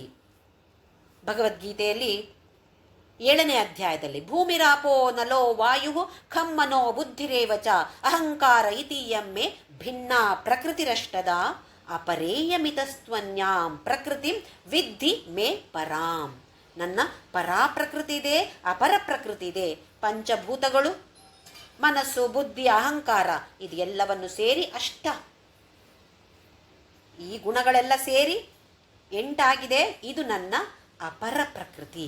ಹಾಗೇ ನನ್ನದು ಪರ ಕೂಡ ಇದೆ ಅರ್ಜುನ ಅಂತ ಹೇಳಿ ಭಗವಂತ ಹೇಳ್ತಾನೆ. ಅದೇ ಪರದೇವತಾ ಇಲ್ಲಿ ಕೂಡ. ಹೇಗೆ ನೋಡಿ ಲಲಿತಾ ಸಹಸ್ರನಾಮ ಮತ್ತು ಭಗವದ್ಗೀತೆ ಜೊತೆಯಾಗಿ ಇದೆ. ಯಾಕೆ ಅಂತ ಹೇಳಿದ್ರೆ ಎಲ್ಲವೂ ವೇದದ ಸಾರವೇ. ಪರದೇವತಾ. ಮಧ್ಯಮ ಅಂತ ಹೇಳಿದ್ರೆ ಅನಾಹತ ಚಕ್ರದಲ್ಲಿರುವಂತಹ ನಾದ ಬ್ರಹ್ಮ. ಮಧ್ಯಮ ವೈಖರಿ ರೂಪ. ವೈಖರಿ ಅಂತ ಹೇಳಿದ್ರೆ ವಿಶುದ್ಧ ಚಕ್ರ ಅಥವಾ ಕಂಠ ಪ್ರದೇಶದಲ್ಲಿ ನಾವು ಮಾತನಾಡುವಂಥದ್ದು. ಶಬ್ದ ಹೊರಗಡೆ ಬಂದಾಯಿತು, ಇದು ವೈಖರಿ. ಇಲ್ಲಿ ಕೂಡ ಅವಳೇ ಇರುವುದು. ಪರದಲ್ಲಿಯೂ ಅವಳೇ, ಪಶ್ಯಂತಿಯಲ್ಲಿಯೂ ಅವಳೇ, ಮಧ್ಯಮದಲ್ಲಿಯೂ ಅವಳೇ, ಹಾಗೆ ವೈಖರಿಯಲ್ಲಿ ಕೂಡ ಇರುವಂಥದ್ದು ಅವಳೇ. ವೈಖರಿ ರೂಪ. ಭಕ್ತ ಮಾನಸ ಹಂಸಿಕ. ಭಕ್ತರ ಮನಸ್ಸಿನಲ್ಲಿ ಹಂಸವಾಗಿರುವಂಥವಳು. ಹಂಸ ಅಂತ ಹೇಳಿದರೆ ಪರಿಶುದ್ಧತೆ. ಇನ್ನೊಂದು ಮಂದಗಮನ ಅಂತ ಹೇಳ್ತೇವೆ, ಮರಾಲಿ ಮಂದಗಮನ ಅಂತ ಹೇಳಿದೆವು. ಏನು ಮಂದಗಮನ ಅಂತ ಹೇಳಿದ್ರೆ ನಿಧಾನವಾಗಿ ನಡೆಯೋಳು. ಏನು ನಿಧಾನವಾಗಿ ನಡೆಯೋಳು ಅಂದರೆ ಆಲೋಚನೆ ಮಾಡಿ ಹೆಜ್ಜೆಯನ್ನು ಇಡುವಂಥವಳು. ನಿರ್ಧಾರವನ್ನು, ಯಾವುದೇ ವಿಷಯದಲ್ಲಿ ನಿರ್ಧಾರವನ್ನು ತೆಗೆದುಕೊಳ್ಳುವಾಗ ಆಲೋಚನೆ ಮಾಡಿ ತೆಗೆದುಕೊಳ್ಳುವಂಥವಳು. ನಾವು ಕೂಡ ಅಷ್ಟೇ. ನಿರ್ಧಾರ ಅಂತ ಹೇಳಿದ್ರೆ ಏನೋ ದೊಡ್ಡ ನಿರ್ಧಾರ ತೆಗೆದುಕೊಳ್ಳುವಂಥದ್ದಲ್ಲ. ನಿತ್ಯದ ನಿರ್ಧಾರದಲ್ಲಿಯೂ ಕೂಡ ಆಲೋಚನೆ ಮಾಡಬೇಕು. ನಾನು ಧರ್ಮ ಮಾರ್ಗದಲ್ಲಿ ನಡೀತಾ ಇದ್ದೀನೋ ಇಲ್ವೋ, ಏನಾದರೂ ಮಾತಾಡ್ತಾ ಇರಬೇಕಿದ್ರೆ ಯಾವ ಶಬ್ದವನ್ನು ಉಪಯೋಗಿಸ್ತಾ ಇದ್ದೀನಿ, ಧರ್ಮದಲ್ಲಿದ್ದೀನಾ ಇಲ್ಲ ಕೆಟ್ಟ ಮಾತುಗಳನ್ನು ಮಾತಾಡ್ತಾ ಇದ್ದೀನಾ, ಬೇರೆಯವರಿಗೆ ನನ್ನ ಮಾತಿನಿಂದಾಗಿ ನೋವುಂಟಾಗ್ತಾ ಇದೆಯಾ, ಇದೆಲ್ಲ ಆಲೋಚನೆ ಮಾಡಿ ಮಾತನಾಡುವಂಥದ್ದು. ಈಗ ನಾವು ನೋಡಿದ್ದೇವೆ 4 ಸ್ಥಿತಿಯನ್ನು ದಾಟಿ ಬರುವಂಥದ್ದು ನಮ್ಮ ಮಾತು. ನಾವೇನು ಬೇಕಾಬಿಟ್ಟು ಮಾತಾಡ್ತೇವೆ. ಎಷ್ಟು ಪ್ರೊಸೀಜರ್ ಇದೆ ನೋಡಿ, ಎಷ್ಟು ಕಾರ್ಯ ನಡೀತಾ ಇದೆ ನಮ್ಮ ಒಳಗಡೆ ಒಂದು ಮಾತು ಹೊರಗಡೆ ಬರಬೇಕಿದ್ರೆ. ಹಾಗಾದರೆ ಎಷ್ಟು ಹಂಸದ ಹಾಗೆ ಇರಬೇಕು ನಾವು. ಅವಳು ಹಾಗಿದ್ದಾಳೆ, ನಮ್ಮ ಮನಸ್ಸಿನಲ್ಲಿ ಹಂಸದ ಥರ ಅವಳಿದ್ದಾಳೆ. ನಮಗೆ ಯಾಕೆ ಕಾಣ್ತಾ ಇಲ್ಲ? ಇದು ನಮ್ಮ ಪ್ರಶ್ನೆ, ನಾವು ಪ್ರಶ್ನೆಯನ್ನು ಮಾಡಿಕೊಳ್ಳುವಂಥದ್ದು. ಆಮೇಲೆ ಕಾಮೇಶ್ವರ ಪ್ರಾಣನಾಡಿ ಕೃತಜ್ಞ ಕಾಮಪೂಜಿತ. ಕಾಮೇಶ್ವರನ ಪ್ರಾಣ ಅವಳಿಲ್ಲ ಅಂತಾದರೆ ಕಾಮೇಶ್ವರ ಏನು? ಸುಮ್ಮನೆ ಆತ್ಮ ಇದ್ದರೆ ಏನೂ ಪ್ರಯೋಜನ ಇಲ್ಲ. ಬೇಕು ತಾನೇ, ಪ್ರಕೃತಿಯು ಜೊತೆಯಲ್ಲಿ ಬೇಕು. ಕಾಮೇಶ್ವರ ಕಾಮೇಶ್ವರಿ ಶಿವಶಕ್ತಿ ಐಕ್ಯ, ಕೊನೆಯಲ್ಲಿ ಬರುತ್ತೆ ಶಿವಶಕ್ತಿ ಐಕ್ಯ ರೂಪಿಣಿ ಲಲಿತಾಂಬಿಕಾ ಅಂತೇಳಿ. ಶಿವ ಮತ್ತು ಶಕ್ತಿ ಐಕ್ಯವಾಗಿರುವಂಥದ್ದು. ಕಾಮೇಶ್ವರ ಪ್ರಾಣನಾಡಿ ಕೃತಜ್ಞ. ಕೃತಜ್ಞ ಅಂತೇಳಿದರೆ, ಕೃತ ಅಂತೇಳಿದರೆ ಆಗಿ ಹೋಗಿರುವಂಥದ್ದು, ಮಾಡಿರುವ ಕೆಲಸಗಳನ್ನು ಜ್ಞ ತಿಳಿದುಕೊಂಡಿರುವಂಥವಳು. ನಾವು ಕೃತಜ್ಞರಾಗಿರಬೇಕು ಅಂತ ಹೇಳಿದರೆ ಏನರ್ಥ? ಬೇರೆಯವರು ನಮಗೆ ಯಾವುದಾದ್ರು ಸಹಾಯವನ್ನು ಉಪಕಾರವನ್ನು ಮಾಡಿದಾಗ ಅದನ್ನು ನಮ್ಮ ನೆನಪಲ್ಲಿ ಇಟ್ಟುಕೊಳ್ಬೇಕು. ನೆನಪಿದ್ರೆ ನಾವು ಕೂಡ ಅವರಿಗೆ ಯಾವುದೋ ಒಂದು ರೀತಿಯಲ್ಲಿ ಸಹಾಯವನ್ನು ಮಾಡ್ತೇವೆ. ಕೃತಜ್ಞ ಅಂದರೆ ಅವರೇನು ಮಾಡಿದರೋ ಎಲ್ಲವನ್ನು ನಾಶ ಮಾಡಿಬಿಟ್ಟೆ ನಾನು, ನನಗೆ ಬೇಕಾದಾಗ ನಾನಿರ್ತೇನೆ, ಅವ್ರು ನನಗೆ ಹೆಲ್ಪ್ ಮಾಡಿದರೆ ನಾನು ಯಾಕೆ ಮಾಡಬೇಕು? ಇದು ಕೃತಜ್ಞ. ಅವಳು ಹೇಗಿದ್ದಾಳೆ? ಎಲ್ಲವನ್ನು ತಿಳಿದುಕೊಂಡಿದ್ದಾಳೆ. ನಾವು ಹಿಂದಿನ ಎಷ್ಟು ಜನ್ಮದಲ್ಲಿ ಏನೇನು ಮಾಡಿದ್ದೇವೆ ಎಲ್ಲ ಲೆಕ್ಕ ಇದೆ ಅವಳ ಹತ್ರ. ನಮಗೆ ಗೊತ್ತಿಲ್ಲ, ನಾವು ನಿನ್ನೆ ಏನು ಮಾಡಿದೆವೋ ನಮಗೆ ನೆನಪಿಲ್ಲ, ಆದರೆ ಅವಳ ಹತ್ರ ಎಲ್ಲ ಲೆಕ್ಕ ಇದೆ, ದೊಡ್ಡ ಪುಸ್ತಕವೇ ಇದೆ. ಕೃತಜ್ಞ ಕಾಮಪೂಜಿತ. ಕಾಮ ಅಂತ ಹೇಳಿದರೆ ಇಲ್ಲಿ ಮನ್ಮಥ ಪೂಜೆ ಮಾಡ್ತಾನೆ ಅವಳನ್ನು, ಇದು ನಮಗೆ ಗೊತ್ತಿದೆ. 12 ಮಂದಿ ಉಪಾಸಕರಲ್ಲಿ ಮನ್ಮಥನು ಒಬ್ಬನು. ಹಾಗೆಯೇ ಇದು ಕಾಮಗಿರಿ ಪೀಠವನ್ನು ಸೂಚಿಸ್ತಾ ಇದೆ. ಈಗ ತಾನೇ ಹೇಳಿದೆ, ಕಾಮಗಿರಿ ಪೀಠ ಅಂತ ಹೇಳಿದರೆ ನಾದ ಬ್ರಹ್ಮ ಮೊದಲನೆಯ ಸ್ಥಿತಿ, ಬೀಜ ರೂಪದಲ್ಲಿರುವಂಥದ್ದು. ಎಲ್ಲಿ, ಯಾವ ಚಕ್ರದಲ್ಲಿದು? ಮೂಲಾಧಾರ ಚಕ್ರದಲ್ಲಿ ಇರುವಂತಹ ನಾದ ಬ್ರಹ್ಮನಿಗೆ ಹೆಸರು ಒಂದು ಪೀಠ, ಇದು ಕಾಮಗಿರಿ ಪೀಠ. ಮೂಲಾಧಾರ ಚಕ್ರ, ನಾದ ಬ್ರಹ್ಮ ಬೀಜ ಸ್ವರೂಪದಲ್ಲಿರುವಂಥದ್ದು, ಹೆಸರು ಪರ. ಆ ಪೀಠಕ್ಕೆ ಹೆಸರು ಕಾಮಗಿರಿ ಪೀಠ ಅಂತ ಹೆಸರು. ಮುಂದೆ ಶೃಂಗಾರ ರಸ ಸಂಪೂರ್ಣ. ನವರಸಗಳಿದೆ ನೋಡಿ, ಶೃಂಗಾರ, ಹಾಸ್ಯ, ಬೀಭತ್ಸ, ರೌದ್ರ, ವೀರ, ಆಮೇಲೆ ಭಯ, ಬೇರೆ ಬೇರೆ ಥರದ ರಸಗಳಿವೆ. 9 ರಸಗಳು. ಅದರಲ್ಲಿ ಅವಳು ಶೃಂಗಾರ ರಸ. ಶೃಂಗಾರ ಅಂತ ಹೇಳಿದರೆ ಪ್ರೀತಿ, ಪ್ರೇಮ, ಸೌಂದರ್ಯ ಎಲ್ಲವೂ ಬಂತು ಶೃಂಗಾರದಲ್ಲಿ. ನಖಶಿಖಾಂತ ಅವಳು ಶೃಂಗಾರ. ಸೌಂದರ್ಯ ಎಲ್ಲಿಂದ? ಒಂದು ಉಗುರಿನ ತುದಿಯಿಂದ ತಲೆಯವರೆಗೂ ಎಷ್ಟು ಸುಂದರಳಾಗಿದ್ದಾಳೆ, ಸೌಂದರ್ಯವೇ ಇದೆ. ಹಾಗೆಯೇ ಪ್ರೀತಿ, ಪ್ರೇಮ ತುಂಬಿಕೊಂಡಿದ್ದಾಳೆ. ಕೆಲವ್ರ ಜೊತೆ ನಾವು ಮಾತಾಡಿದಾಗ ಹೇಳ್ತೀವಿ, ಅಬ್ಬಾ ಅವರ ಕಣ್ಣಲ್ಲಿ ಪ್ರೀತಿ ಹರಿತಾ ಇದೆ. ಕಣ್ಣು ನೋಡಿ, ಮಾತಾಡುವ ಶೈಲಿ ಅಂತ ಹೇಳಿದರೆ ಏನೊಂಥರ ಪ್ರೀತಿಯಿಂದ ಮಾತಾಡ್ತಾರೆ ಅಂತ ಅನ್ಸಲ್ವ ನಮಗೆ? ಹಾಗೆ ಇವಳು ಕೂಡ ಶೃಂಗಾರ ರಸ ಸಂಪೂರ್ಣ. ಈ ಶೃಂಗಾರ ರಸ ಸಂಪೂರ್ಣ ಅಂಥೇಳಿ ಇರುವಂಥದ್ದು ನಾಭಿ ಚಕ್ರದಲ್ಲಿ. ಹೆಸರು ನಾವು ಹೇಳಿದೆವು ಪಶ್ಯಂತಿ ಅಂತ. ಆ ಪೀಠಕ್ಕೆ ಹೆಸರು ಪೂರ್ಣಗಿರಿ ಪೀಠ. ಆಮೇಲೆ ಜಯ, ಶೃಂಗಾರ ರಸ ಸಂಪೂರ್ಣ ಜಯ. ಜಯ ಅಂತ ಹೇಳಿದರೆ ಜಯಿಸುವಂಥದ್ದು. ಯಾವುದನ್ನು ಜಯಿಸುವಂಥದ್ದು? ನಾವು ಎಲ್ಲವನ್ನೂ ನಾವು ಜಯಿಸಬೇಕು. ಅಂದರೆ ಇಂದ್ರಿಯಗಳನ್ನು ನಾವೆಲ್ಲರೂ ಜಯಿಸಬೇಕು. ಇಂದ್ರಿಯಗಳನ್ನು ಜಯಿಸಬೇಕು ಅಂತ ಹೇಳಿದ್ರೆ ಮನಸ್ಸನ್ನು ಜಯಿಸಬೇಕು. ಯಾವುದೋ ಯುದ್ಧದಲ್ಲಿ ಜಯ ಅಂತ ಅಲ್ಲ. ಇಂದ್ರಿಯಗಳು ನಮ್ಮ ಹತೋಟಿಯಲ್ಲಿರಬೇಕು, ಮನಸ್ಸು ನಮ್ಮ ಹತೋಟಿಯಲ್ಲಿರಬೇಕು. ಇದೆಲ್ಲವೂ ಅವಳು ಹಾಗಿದ್ದಾಳೆ, ನಾವು ಅವಳಾಗೆ ಆಗಬೇಕು. ಜಯ. ಜಾಲಂಧರ ಸ್ಥಿತ. 2 ಅರ್ಥ ಇದೆ. ಒಂದು ಈಗ ನಾ ಹೇಳಿದೆ, ಹೃದಯ ಚಕ್ರದಲ್ಲಿರುವಂತಹ ಪೀಠಕ್ಕೆ ಹೆಸರು ಜಾಲಂಧರ ಪೀಠ. ಅಲ್ಲಿರುವ ನಾದಬ್ರಹ್ಮನ ಸ್ಥಿತಿಯ ಹೆಸರು ಮಧ್ಯಮ. ಇನ್ನೊಂದು ಜಲಂಧರ ಅಂತೇಳಿ ಪಂಜಾಬಿನಲ್ಲಿ ಒಂದು ಊರಿದೆ. ಅಲ್ಲಿ ಇರುವಂತಹ ದೇವಿ, ಅವಳು ಎಲ್ಲವನ್ನೂ ಸೂಚಿಸ್ತಾಳೆ. ದುರ್ಗಾ, ಲಕ್ಷ್ಮೀ, ಸರಸ್ವತಿ, ತ್ರಿಪುರ ಮಾಲಿನಿ ಅಂತ 3 ಶಕ್ತಿಯು ಒಳಗೂಡಿರುವಂತಹ ದೇವತೆ. ಪಂಜಾಬಿನಲ್ಲಿರುವಂತಹ ಜಲಂಧರ ಅಂತೇಳುವ ಊರಿನಲ್ಲಿರುವಂತಹ ಒಂದು ಶಕ್ತಿಪೀಠ, ಜಾಲಂಧರ ಸ್ಥಿತ. ಓಡ್ಯಾಣ ಪೀಠ ನಿಲಯ. ಓಡ್ಯಾಣ ಪೀಠ ಅಂತ ಹೇಳಿದರೆ ಇಲ್ಲಿ ನಮ್ಮ ಕಂಠ ಪ್ರದೇಶದಲ್ಲಿ ಇರುವಂತಹ ಪೀಠ. ಇಲ್ಲಿ ಅವಳು ನಿಲಯ. ಎಲ್ಲಿ ಇಲ್ಲ ಹೇಳಿ, ಅವಳು ಎಲ್ಲ ಕಡೆ ಇದ್ದಾಳೆ. ಆದರೆ ಪ್ರತಿಯೊಂದನ್ನು ಒಂದು ಹೆಸರು ಹೇಳಿ ಹೇಳಿ ಅಲ್ಲಿದ್ದಾಳೆ ಇಲ್ಲಿದ್ದಾಳೆ ಅಂತ ಹೇಳುವಾಗ ನಮ್ಮ ಭಾವನೆ ಹೇಗಾಗತ್ತೆ? ಓಹೋ, ಇವಳಿಲ್ಲಿದ್ದಾಳೆ. ನಮ್ಮ ಮನಸ್ಸಿಗೊಂದು ಸಿಮೆಂಟ್ ಹಾಕಿದಾಗೆ ಕೂತು ಬಿಡತ್ತೆ. ಅದಕ್ಕೋಸ್ಕರ ಅಂಗವನ್ನು, ಪ್ರತಿಯೊಂದು ಚಕ್ರವನ್ನು, ಪ್ರತಿಯೊಂದು ಪೀಠವನ್ನು ಹೆಸರಿಸಿ ಇದು ಅವಳ ನಿಲಯ. ಓಡ್ಯಾಣ ಪೀಠ ನಿಲಯ.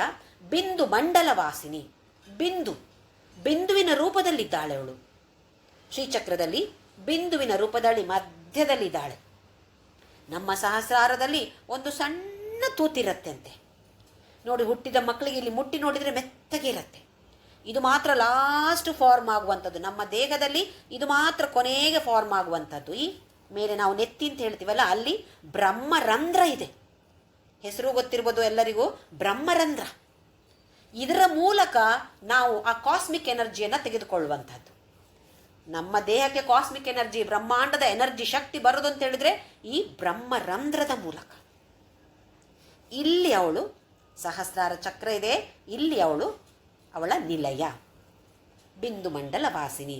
ರಹೋಯಾಗ ಕ್ರಮಾರಾಧ್ಯ ರಹಸ್ತರ್ಪಣ ತರ್ಪಿತ. ರಹಸ್ಯವಾಗಿ ಯಾಗ ಮಾಡಿ ಅವಳನ್ನು ಆರಾಧನೆಯನ್ನು ಮಾಡ್ತಾರೆ ಹಲವಾರು ಯೋಗಿಗಳು. ನಾವು ಮಾಡ್ತೇವೆ, ನಾವು ಮಾಡಬೇಕು. ವಾಲ್ಮೀಕಿಯೂ ಮಾಡ್ದ. ಹೇಗೆ ಮಾಡಿದ ವಾಲ್ಮೀಕಿ ಯಾಗ? ಹವನ ಕೂತು ಹೋಮ ಎಲ್ಲ ಮಾಡಿದ್ನೋ ವಾಲ್ಮೀಕಿ? ರತ್ನಾಕರ ಅಂತ ಹೇಳುವ ಎಷ್ಟು ಕಟಕನಾಗಿದ್ದ. ಎಲ್ಲರನ್ನು ಕೊಲ್ತಾ ಇದ್ದ ಜೀವನೋಪಾಯಕ್ಕೆ ಬೇಕಾಗಿ.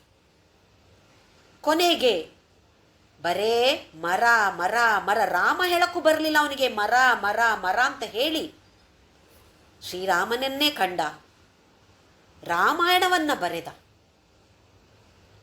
ಅಂತಹ ವಾಲ್ಮೀಕಿ ಮಾಡಿರುವಂತಹ ಯಜ್ಞ ಯಾವುದು? ಜಪಯಜ್ಞ. ರಾಮ ರಾಮ ಅಂತ ಹೇಳುವ ಜಪಯಜ್ಞ ಮಾಡಿದ. ಹಾಗಾದರೆ ನಮಗೆ ಕೂಡ ಯಾವುದೋ ಒಂದು ರಹಸ್ಯವಾಗಿ ಯಜ್ಞ ಯಾಗ ಮಾಡಬೇಕು ಇದು ಏನೂ ಇಲ್ಲ. ಮಾಡೋರಿದ್ರೆ ಮಾಡ್ಬೋದು. ಆದರೆ ನಮ್ಮಂಥವರಿಗೆ ಸುಲಭವಾಗಿ ಮಾಡುವಂತಹ ಯಜ್ಞ ಅಂತೇಳಿದರೆ ರಹಸ್ಯವಾಗಿ ಕೂಡ ಮಾಡ್ಬೋದು.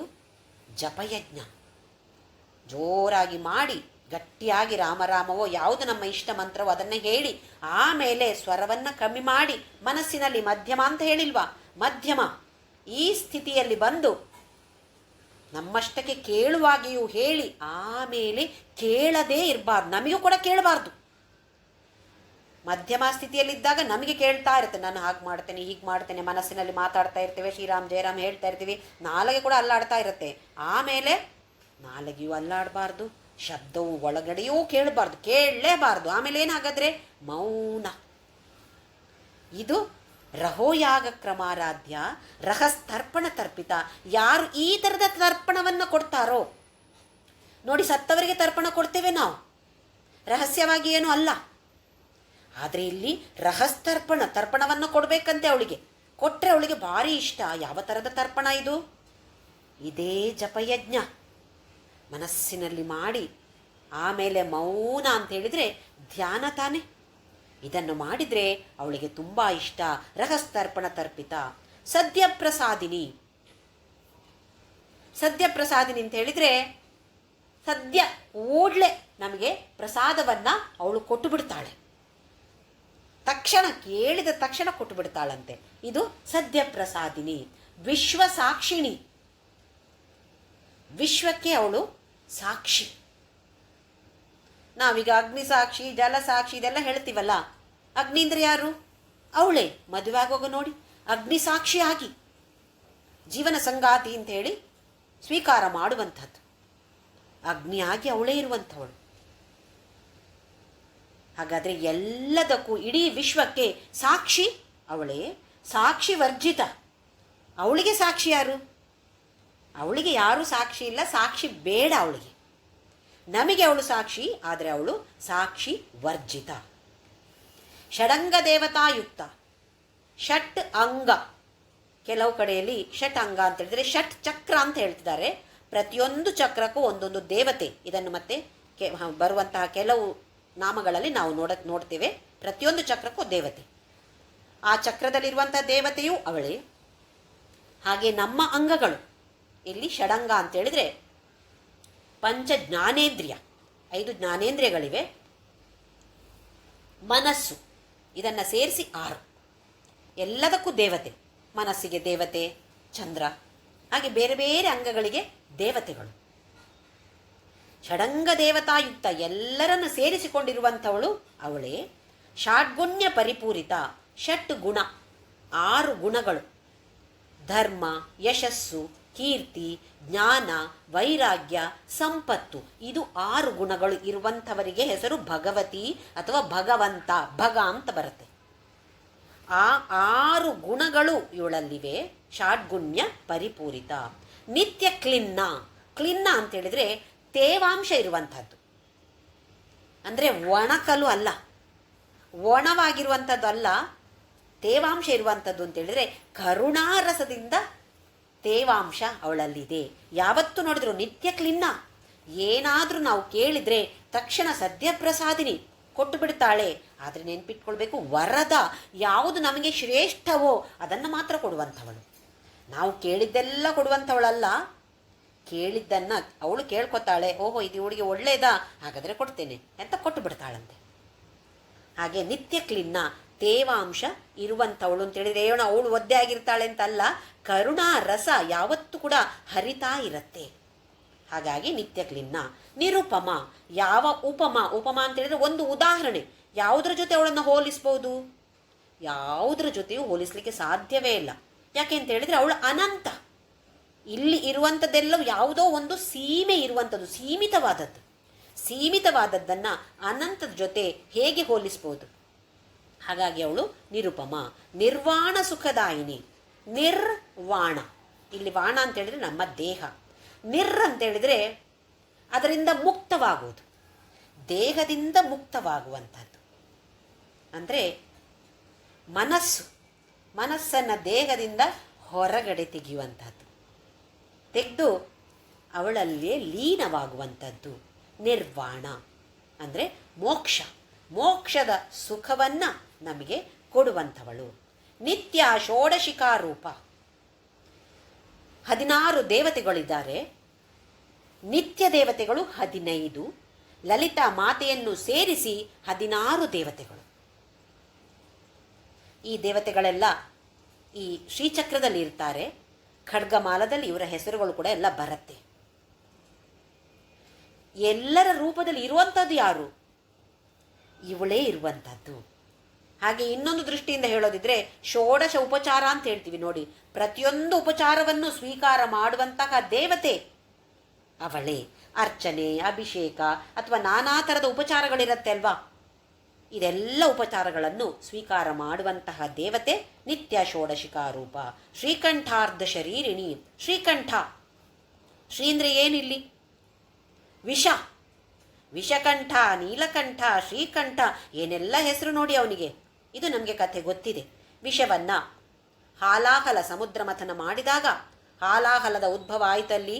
ಹಾಲಾಹಲವನ್ನು ತಾನು ಸ್ವೀಕಾರ ಮಾಡಿ ಹೊಟ್ಟೆಯ ಒಳಗಡೆಯೂ ತಗೊಂಡು ಹೋಗೋದಿಲ್ಲ, ಹೊರಗಡೆಯೂ ಬಿಡೋದಿಲ್ಲ, ಕಂಠದಲ್ಲಿ ಇಟ್ಟುಕೊಳ್ತಾನೆ.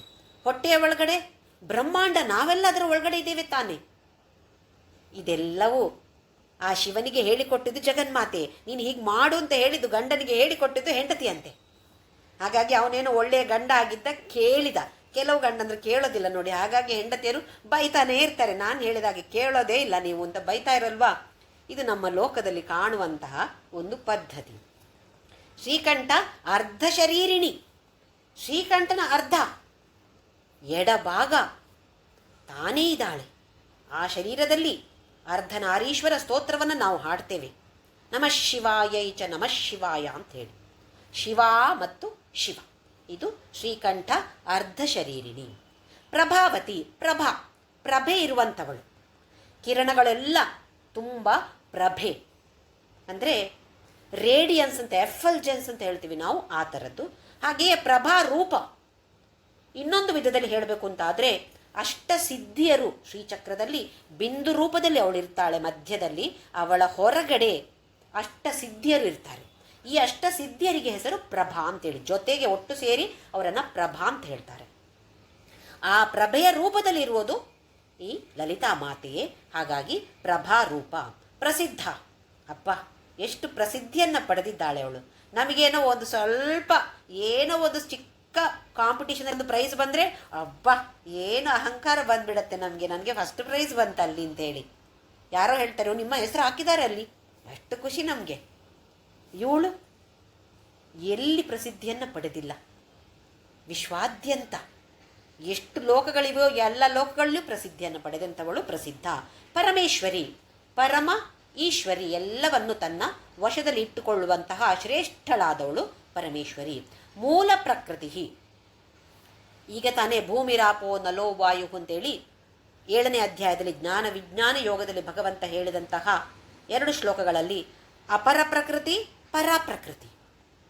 ಮೂಲ ಪ್ರಕೃತಿ ಅಂತ ಹೇಳಿದರೆ ಪಂಚಭೂತಗಳು, ಮೊದಲು ಪಂಚಭೂತಗಳ ಸೃಷ್ಟಿ ಆಯ್ತಂತೆ. ಪಂಚಭೂತಗಳಿಂದ ಮತ್ತೆ ಬೇರೆ ಎಲ್ಲ ಸೃಷ್ಟಿ ಆಯಿತು. ನಮ್ಮ ದೇಹ ಅಂತ ಹೇಳಿದರೆ ಪಂಚಭೂತಗಳೇ. ಮತ್ತೆ ಈ ದೇಹವನ್ನು ಬಿಟ್ಟು ಹೋಗೋದು, ದೇಹ ನಾಶ ಆಗೋದು ಅಂತ ಹೇಳಿದರೆ ಪಂಚಭೂತಗಳಲ್ಲಿ ಮತ್ತೆ ಸೇರಿ ಹೋಗುವಂಥದ್ದು. ಅವಳೇ ಆ ಮೂಲ ಪ್ರಕೃತಿ. ಅವ್ಯಕ್ತ, ವ್ಯಕ್ತ ಅಂತ ಹೇಳಿದರೆ ನಮಗೆ ಕಾಣ ಸಿಗುವಂಥದ್ದು. ಅವ್ಯಕ್ತ ನಮ್ಮ ಗೋಚರಕ್ಕೆ ಸಿಗದೇ ಇರುವಂಥದ್ದು, ಅಗೋಚರ. ಅವಳಿಲ್ವಾ? ಹಾಗಾದರೆ ನಮ್ಮ ಕಣ್ಣಿಗೆ ಕಾಣೋದಿಲ್ಲ ಅಂತಾದರೆ ಅವಳಿಲ್ವಾ? ಇದ್ದಾಳೆ. ನಮ್ಮ ಕಣ್ಣಿಗೆ ನಮ್ಮ ಮೆದುಳು ಕಾಣ್ತಾ ಉಂಟಾ? ಇಲ್ಲ. ಹಾಗಾದರೆ ನಮಗೆ ಮೆದುಳಿಲ್ವಾ? ಮೆದುಳಿದೆ, ಇದು ನಾವು ಒಪ್ತೇವೆ, ಮೆದುಳಿದೆ ಅಲ್ವೇ? ಗಾಳಿ ನಮಗೆ ಕಾಣುತ್ತಾ? ಗಾಳಿ ಕಾಣಲ್ಲ. ಗಾಳಿ ಇಲ್ಲದಿದ್ದರೆ ನಾವು ಬದುಕ್ತೇವ? ಗಾಳಿ ಖಂಡಿತವಾಗಿಯೂ ಇದೆ, ಕಾಣಿಸದೇ ಇರ್ಬೋದು. ಹಾಗೆ ಅವಳು ಅವ್ಯಕ್ತ. ಆಮೇಲೆ ವ್ಯಕ್ತ, ಅವ್ಯಕ್ತ ಸ್ವರೂಪಿಣಿ. ವ್ಯಕ್ತ ರೂಪದಲ್ಲಿ ಇರುವಂಥವಳು ಅವಳೇ. ನಾವೆಲ್ಲ ಈಗ ವ್ಯಕ್ತ, ನಾವು ಕಾಣಸಿಗ್ತೇವೆ. ನಮ್ಮನ್ನು ಬೇರೆಯವರು ಮುಟ್ಟಿ ನೋಡ್ಬೋದು, ಓಹೋ ಅಂಥೇಳಿ ಅಲ್ವೇ? ಅಂದರೆ ನಾವು ವ್ಯಕ್ತ ರೂಪದಲ್ಲಿದ್ದೇವೆ. ಯಾರು ನಾವು? ನಾವೆಲ್ಲರೂ ಲಲಿತಾ ಪರಮೇಶ್ವರಿಯೇ. ಅವ್ಯಕ್ತ ರೂಪದಲ್ಲಿ, ಅವ್ಯಕ್ತ ಅಂತೇಳಿದರೆ ರೂಪವೂ ಇಲ್ಲ ಅಂತ ಹೇಳ್ಬೋದು. ಅವ್ಯಕ್ತವಾಗಿರುವಂಥದ್ದು ಅವಳೇ, ವ್ಯಕ್ತವಾಗಿರುವಂಥದ್ದು ಕೂಡ ಅವಳೇ. ಇಲ್ಲಿಗೆ 10ನೇ ಅಧ್ಯಾಯ ನಾಡೀತ್ರಯ ಸಮಾವಿಷ್ಟ ಅಂತೇಳುವ 10ನೇ ಅಧ್ಯಾಯ ಮುಗಿದು ಹೋಗಿ ಇನ್ನು ಮುಂದಿನ ಶ್ಲೋಕದಿಂದ 11ನೇ ಅಧ್ಯಾಯ ಶುರುವಾಗತ್ತೆ. ಸಿದ್ಧಿ ಬುದ್ಧಿ ಭಾವೋದ್ದೀಪನ ಯೋಗ ಅಂತೇಳಿ ಈ ಎಲ್ಲ ಅಧ್ಯಾಯಗಳ 18 ಅಧ್ಯಾಯಗಳ ಹೆಸರನ್ನು ನಾನು ಒಂದು ದಿನ ನಮ್ಮ ವಾಟ್ಸ್ಆ್ಯಪ್ ಗ್ರೂಪಲ್ಲಿ ಕಳಿಸ್ತೇನೆ. ಯಾಕೆಂತೇಳಿದರೆ ಎಲ್ಲ ನೆನ್ಪಿಟ್ಕೊಳ್ಳೋದು ತುಂಬ ಕಷ್ಟ. ಭಗವದ್ಗೀತೆ 18 ಅಧ್ಯಾಯ ನೆನ್ಪಿಟ್ಕೊಳ್ಳೋದೇ ಕಷ್ಟ, ಇನ್ನು ಇದು 18 ಅಧ್ಯಾಯ ಅಂತ ಹೇಳಿದ್ರೆ ಸ್ವಲ್ಪ ಕಷ್ಟ ಅನ್ನಿಸ್ಬೋದು. ಹಾಗಾಗಿ ಗ್ರೂಪಲ್ಲಿ ಹಾಕ್ತೇನೆ, ಬೇಕಾದಾಗ ಮತ್ತೆ ನಾವು ನೋಡಿಕೊಳ್ಬೋದು. ವ್ಯಾಪಿನಿ, ಎಲ್ಲ ಕಡೆ ವ್ಯಾಪಿಸುವಂಥವಳು ವ್ಯಾಪಿನಿ. ವಿವಿಧಾಕಾರ, ಯಾವ್ಯಾವ ಆಕಾರದಲ್ಲಿದ್ದಾಳೆ ನೋಡಿ. ನಾವೇ ಮನುಷ್ಯರೇ ಯಾವ್ಯಾವ 2 ಕೈ 2 ಕಾಲು 1 ತಲೆ ಅಂತ ಹೇಳಿದ್ರು ಕೂಡ ಬೇರೆ ಬೇರೆ ಬೇರೆ ಬೇರೆ ಆಕಾರದಲ್ಲಿದ್ದಾರೆ ನೋಡಿ. ಎಲ್ಲವೂ ಅವಳೇ. ಮನುಷ್ಯರು ಮಾತ್ರ ಅಲ್ಲ, ಎಲ್ಲದರಲ್ಲಿ ಇರುವಂಥವಳು, ಆ ಬೇರೆ ಬೇರೆ ಆಕಾರದಲ್ಲಿರುವಂಥವಳು ಅವಳೇ. ವಿದ್ಯಾ ಸ್ವರೂಪಿಣಿ, ವಿದ್ಯಾ ಅವಿದ್ಯ ಸ್ವರೂಪಿಣಿ. ವಿದ್ಯಾ ಅಂತ ಹೇಳಿದರೆ ಇಲ್ಲಿ ಅಶುದ್ಧ ವಿದ್ಯಾ, ಪರಬ್ರಹ್ಮನ ಬಗ್ಗೆ ತಿಳುವಂತಹ ಒಂದು ಉತ್ಸಾಹ, ಆ ವಿದ್ಯೆ ಕಲಿಯುವಂಥದ್ದು, ಇನ್ನೂ ಕಲಿತಾಗಿಲ್ಲ. ಹಾಗೆಯೇ ಅವಿದ್ಯಾ ಅಂತ ಹೇಳಿದರೆ ಪರಬ್ರಹ್ಮನ ಬಗ್ಗೆ ಅಲ್ಲ, ಈ ದೇವರು ಆ ದೇವರು, ಈ ಪೂಜೆ ಆ ಪೂಜೆ, ಇದಕ್ಕೆಲ್ಲ ಹೆಸರು ಅವಿದ್ಯಾ. ಹಾಗಾದರೆ ನಾವೆಲ್ಲ ಅವಿದ್ಯೆಯನ್ನು ಮಾಡ್ತಾ ಇರೋದು. ಅವಿದ್ಯೆ ಕೆಟ್ಟದು ಅಂತಲ್ಲ, ವಿದ್ಯೆ ಇಲ್ಲದವರು ಅಂತಲ್ಲ ಅವಿದ್ಯಾ ಅಂತ ಹೇಳಿದರೆ. ವಿದ್ಯಾ ಅಂತ ಹೇಳಿದರೆ ಪರಬ್ರಹ್ಮನನ್ನು, ಈ ಅಧ್ಯಾತ್ಮ ಕ್ಷೇತ್ರದಲ್ಲಿ ನಾವು ಹೇಳ್ತಾ ಇರೋದು. ಇಲ್ಲದಿದ್ದರೆ ನಮಗೆ ವಿದ್ಯಾ ಅಂತ ಹೇಳಿದರೆ ನಾವು ಶಾಲೆಗೆ ಹೋಗೋದು ಕಲಿಯೋದು ಎಲ್ಲವೂ ವಿದ್ಯೆಯೇ. ಲೌಕಿಕ ದೃಷ್ಟಿಯಿಂದ ಎಲ್ಲವೂ ವಿದ್ಯೆಯೇ, ಕಲಿಯುವಂಥದ್ದು ಎಲ್ಲವೂ ವಿದ್ಯೆಯೇ. ಆದರೆ ಇಲ್ಲಿ ವಿದ್ಯಾ ಅಂತ ಹೇಳಿದರೆ ಪರಬ್ರಹ್ಮನ ಬಗ್ಗೆ ತಿಳಿದುಕೊಳ್ಳುವಂಥದ್ದು. ಹಾಗೆ ಅವಿದ್ಯಾ ಅಂತ ಹೇಳಿದರೆ ಪರಬ್ರಹ್ಮ ಅಂತ ನನಗೆ ಗೊತ್ತಿಲ್ಲ, ಆದರೆ ನನಗೆ ನನ್ನ ದೇವರು, ನನ್ನ ಪೂಜೆ ಅಭಿಷೇಕ ಇದೆಲ್ಲ ಮಾಡೋದು ಅದು ಗೊತ್ತಿದೆ, ಅದು ಅವಿದ್ಯಾ ಅಂತ ಇಲ್ಲಿ ಹೆಸರು. ಇದು ಎರಡನ್ನೂ ಸೇರಿಸಿಕೊಳ್ಬೇಕು. ಪರಬ್ರಹ್ಮನ ಬಗ್ಗೆ ಉತ್ಸಾಹ ಬೇಕು, ಹಾಗೆಯೇ ಈ ಆಚಾರಗಳನ್ನು ಮಾಡಿದಾಗ ಅದ್ಭುತವಾದ ಫಲ ಸಿಗತ್ತೆ. ಅವಿದ್ಯೆಯನ್ನು ಬಿಡಬೇಕು ಅಂತ ಇಲ್ಲ, ವಿದ್ಯೆಯನ್ನು ಪಡೆದುಕೊಳ್ಳಬೇಕು. ವಿದ್ಯಾ ಅವಿದ್ಯಾ ಸ್ವರೂಪಿಣಿ, ಎಲ್ಲವೂ ಅವಳೇ. ಮಹಾಕಾಮೇಶ ನಯನ ಕುಮುದಾಹ್ಲಾದ ಕೌಮುದಿ. ಕೌಮುದಿ ಅಂತ ಹೇಳಿದ್ರೆ ಪೂರ್ಣಿಮದ ಚಂದ್ರ. ಸುಮಾರು ಸಲ ಉದಾಹರಣೆಯನ್ನು ನಾವು ನೋಡಿದೆವು. ಪೂರ್ಣಿಮಾ, ಪೌರ್ಣಮಿ, ಹುಣ್ಣಿಮೆಯಲ್ಲಿ ಬರುವಂತಹ ಚಂದ್ರ ಅದ್ಭುತವಾಗಿರ್ತಾನೆ.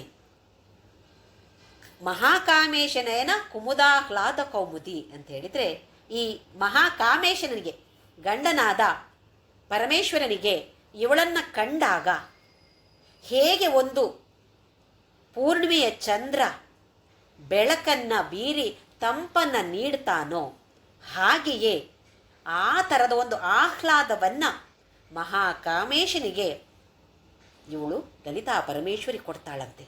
ಆ ಮಹಾಕಾಮೇಶನಿಗೆ ಆಹ್ಲಾದವನ್ನು ಕೊಡ್ತಾಳೆ ಅಂತ ಆದರೆ ನಮಗೆ ಏನು ಸಿಗಬಹುದು ಹೇಳಿ ಅವಳು ಕಂಡ್ರೆ? ಒಂದು ಸಲ ನಾವು ಆಲೋಚನೆ ಮಾಡಬೇಕಲ್ವೇ? ಭಕ್ತಹಾರ್ದ ತಮೋಭೇದ ಭಾನು ಮದ್ಭಾನು ಸಂತತಿ.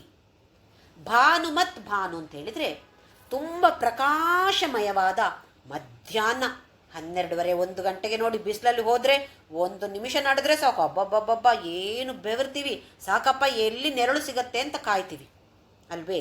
ಅದು ಭಾನುಮತ್ ಭಾನು. ತುಂಬ ಪ್ರಕಾಶಮಯವಾಗಿರುವಂತಹ ಸೂರ್ಯ ಹೇಗಿದ್ದಾನೆ, ಹೇಗೆ ಯಾವುದರ ಜೊತೆ ಹೋಲಿಸ್ತಾ ಇದ್ದಾರೆ ಅಂತ ಹೇಳಿದರೆ, ಭಕ್ತಹಾರ್ದ ತಮೋಭೇದ. ಭಕ್ತರ ಹೃದಯದಲ್ಲಿ ಕತ್ತಲೆ ತುಂಬಿಕೊಂಡಿದೆ. ಕತ್ತಲೆ ಅಂತ ಹೇಳಿದರೆ ಇಲ್ಲಿ ಅಜ್ಞಾನ ತುಂಬಿಕೊಂಡಿದೆ. ಏನೋ ಒಂದು ಸಣ್ಣ ಟಾರ್ಚ್ ಹಾಕಿದರೆ ಏನು ಕಾಣೋದಿಲ್ಲ, ಅಷ್ಟು ಕತ್ತಲೆ ಇದೆ. ಸಣ್ಣ ಬೆಳಕು ಸಾಕಾಗೋದಿಲ್ಲ.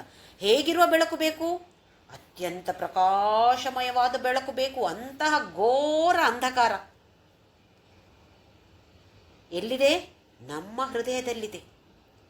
ಅದನ್ನು ಹೊಡೆದು ಓಡಿಸೋದಿಕ್ಕೆ ಭಾನು ಮದ್ಭಾನು ಸಂತತಿ, ಅಂತಹ ಬಿಸಿಲನ್ನು ಅಂದರೆ ಆ ಬೆಳಕನ್ನು ತೆಗೆದುಕೊಂಡು ಬಂದು ನಮ್ಮಲ್ಲಿರುವ ತಮೋಗುಣವನ್ನು, ಅಂಧಕಾರವನ್ನು, ಒಂದು ಜಡವಾಗಿರ್ತೇವೆ ನಾವು, ಯಾವತ್ತು ನೋಡಿದರೂ ನಮಗೆ ಆಲಸ್ಯ, ಎಲ್ಲದಕ್ಕೂ ಆಲಸ್ಯ, ಇದೆಲ್ಲವನ್ನು ಅವಳು ಹೊಡೆದು ಓಡಿಸ್ತಾಳೆ. ಭಕ್ತಹಾರ್ದ ತಮೋಭೇದ ಭಾನು ಮದ್ಭಾನು ಸಂತತಿ ಅಂತೇಳಿ. ಶಿವದೂತಿ, ಶಿವನನ್ನೇ ದೂತನಾಗಿ ಪಡೆದುಕೊಂಡಂಥವಳು ಶಿವದೂತಿ. ಪಾರ್ವತಿಯಾಗಿ ಪರ್ವತರಾಜನ ಮಗಳಾಗಿ ಶಿವನೇ ನನಗೆ ಪತಿ ಆಗಬೇಕು ಅಂತೇಳಿ ತಪಸ್ಸು ಮಾಡ್ತಾಳೆ.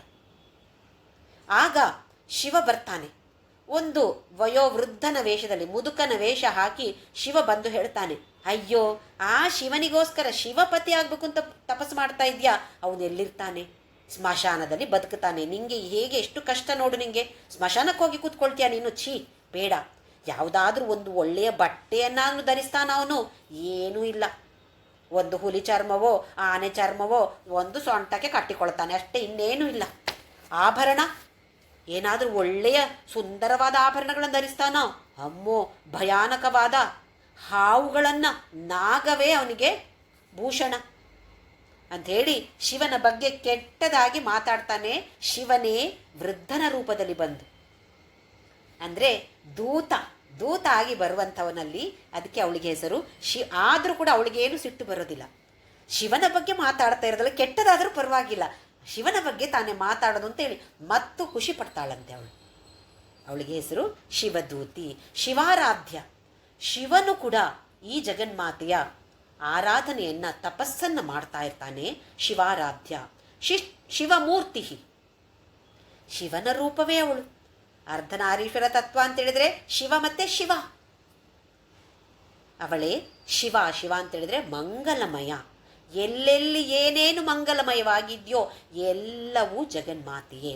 ಶಿವಂ ಕರಿ, ಮಂಗಲಮಯವಾದದ್ದನ್ನು ಮಾಡುವಂಥವಳು. ಕರಿ ಅಂತೇಳಿದರೆ ಮಾಡುವಂಥವಳು. ಶಂಕರಿ, ಹಾಗೆ ಶಿವಂ ಕರಿ ಅಂತೇಳಿದರೆ ಮಂಗಲಮಯವಾದದ್ದನ್ನು, ಶುಭಕರವಾದದ್ದನ್ನು ಮಾಡುವಂಥವಳು. ಶಿವಪ್ರಿಯ, ಶಿವನಿಗೆ ಅತ್ಯಂತ ಪ್ರೀತಿ ಪಾತ್ರಳು. ಹಾಗೆಯೇ ಶಿವ ಅಂತೇಳಿದರೆ ಅವಳಿಗೂ ಪ್ರೀತಿಯೇ. ಶಿವಪ್ರಿಯ. ಶಿವಪರ, ಶಿವನಿಂದಲೂ ಶ್ರೇಷ್ಠವಾದವಳು ಇವಳು. ಪರ ಅಂತೇಳಿದರೆ ಯಾವತ್ತು ನೆನ್ಪಿಟ್ಕೊಳ್ಬೇಕು, ಶ್ರೇಷ್ಠ. ಅಪರ ಅಂತೇಳಿದರೆ ಕಡಿಮೆ, ಪರ ಅಂತೇಳಿದರೆ ಶ್ರೇಷ್ಠ. ಶಿವನಿಗಿಂತಲೂ ಶ್ರೇಷ್ಠವಾದವಳು. ಶಿವಶಕ್ತಿಯ ಯುಕ್ತೋ ಯದಿ ಭವತಿ ಶಕ್ತ ಪ್ರಭವಿತಂ. 1ನೇ ಶ್ಲೋಕ ಸೌಂದರ್ಯಲಹರಿ. ಶಿವ ಈ ಶಕ್ತಿ ಜಗನ್ಮಾತೆ ಇಲ್ಲದೇ ಇದ್ರೆ ಏನು ಪ್ರಯೋಜನ ಇಲ್ಲ. ವಿಷ್ಣು ಪ್ರಯೋಜನ ಇಲ್ಲ, ಬ್ರಹ್ಮ ಪ್ರಯೋಜನ ಇಲ್ಲ, ಯಾರು ಪ್ರಯೋಜನ ಇಲ್ಲ. ಇವಳು ಬೇಕೇ ಬೇಕು. ಹಾಗಾದರೆ ಶ್ರೇಷ್ಠಳಾದವಳು ಇವಳೇ ತಾನೇ ಶಿವಪರ. ಶಿಷ್ಟೇಷ್ಟ, ಶಿಷ್ಟ ಜನರು ಅಂತ ಹೇಳಿದರೆ ಯಾರು ಧರ್ಮ ಮಾರ್ಗವನ್ನು ಅನುಸರಿಸ್ತಾರೋ ಅವರಿಗೆ ಹೆಸರು ಶಿಷ್ಟ. ಧರ್ಮ ಮಾರ್ಗವನ್ನು ಅನುಸರಿಸದೇ ಇದ್ದವರಿಗೆ ಹೆಸರು ದುಷ್ಟ. ಶಿಷ್ಟೇಷ್ಟ, ಯಾರು ಧರ್ಮ ಪಾಲನೆಯನ್ನು ಮಾಡ್ತಾರೋ, ಧರ್ಮ ಮಾರ್ಗವನ್ನು ಅನುಸರಿಸುತ್ತಾರೋ ಅಂಥವರು ಅಂತ ಹೇಳಿದರೆ ಅವಳಿಗೆ ಇಷ್ಟ.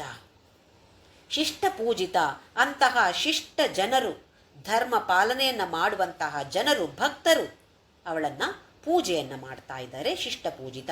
ಅಪ್ರಮೇಯ, ಅಪ್ರಮೇಯ ಅಂತೇಳಿದರೆ ಅಳತೆಗೆ ಸಿಗದೇ ಇರುವಂಥವಳು. ಅವಳನ್ನು ನಾವು ಅಳಿಲಿಕ್ಕೆ ಸಾಧ್ಯವಾ? ಹೇಗೆ ಅಳಿಯೋದು ಇವಳನ್ನು? ಅಳಿಲಿಕ್ಕೆ ಸಾಧ್ಯವೇ ಇಲ್ಲ.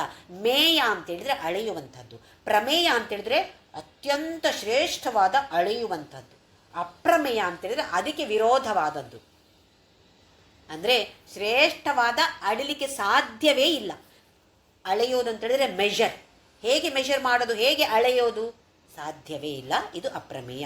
ಸ್ವಪ್ರಕಾಶ, ತನ್ನದೇ ಪ್ರಕಾಶ. ನಮಗೆಲ್ಲ ನಮ್ಮ ಪ್ರಕಾಶ ಇಲ್ಲ. ನಮ್ಮ ಮೇಲೆ ಬೆಳಕು ಬಿದ್ದರೆ ಮಾತ್ರ ನಾವು ಕಾಣಿಸೋದು. ದೇವ ಅಂತೇಳಿದ್ರು ಕೂಡ ಇದೇ ಅರ್ಥ. ಸ್ವಯಂ ಪ್ರಕಾಶ ಇರುವಂಥವರು ದೇವತೆಗಳು. ಹಾಗೆ ಇಲ್ಲಿ ಸ್ವಪ್ರಕಾಶ. ಮನೋವಾಚಾಮ ಗೋಚರ, ಮನಸ್ಸಿಗೂ ಅಗೋಚರ. ವಾಚ, ಹಾಗೆಯೇ ಮಾತಿಗೂ. ಮಾತಿನಲ್ಲಿ ಅವಳನ್ನು ವರ್ಣನೆ ಮಾಡಲಿಕ್ಕೆ ಸಾಧ್ಯ ಇದೆಯೋ? ನಾವು ಪ್ರಯತ್ನವನ್ನು ಮಾಡ್ತಾ ಇದ್ದೇವೆ. ವಶಿನ್ಯಾದಿ ವಾಗ್ದೇವತೆಗಳು ಈ ಥರದ ಪ್ರಯತ್ನವನ್ನು ಮಾಡಿ ನಮ್ಮನ್ನು ಸ್ವಲ್ಪವಾದರೂ ಅವಳ ಹತ್ತಿರಕ್ಕೆ ತೆಗೆದುಕೊಂಡು ಹೋಗಬೇಕು ಅಂತೇಳುವ ದೃಷ್ಟಿಯಿಂದ ಸಹಸ್ರನಾಮವನ್ನು ಸೃಷ್ಟಿ ಮಾಡಿದ್ದಾರೆ. ಆದರೆ ಮಾತಿನಲ್ಲಿ ಅವಳನ್ನು ವರ್ಣನೆ ಮಾಡಲಿಕ್ಕೆ ಸಾಧ್ಯವೇ ಇಲ್ಲ. ಹಾಗೆಯೇ ಮನಸ್ಸಿಗೂ ಸಿಗದಂಥವಳು. ಇದರಿಂದ ಮೀರಿ ಹೋಗಬೇಕು ತಾನೇ ನಾವು.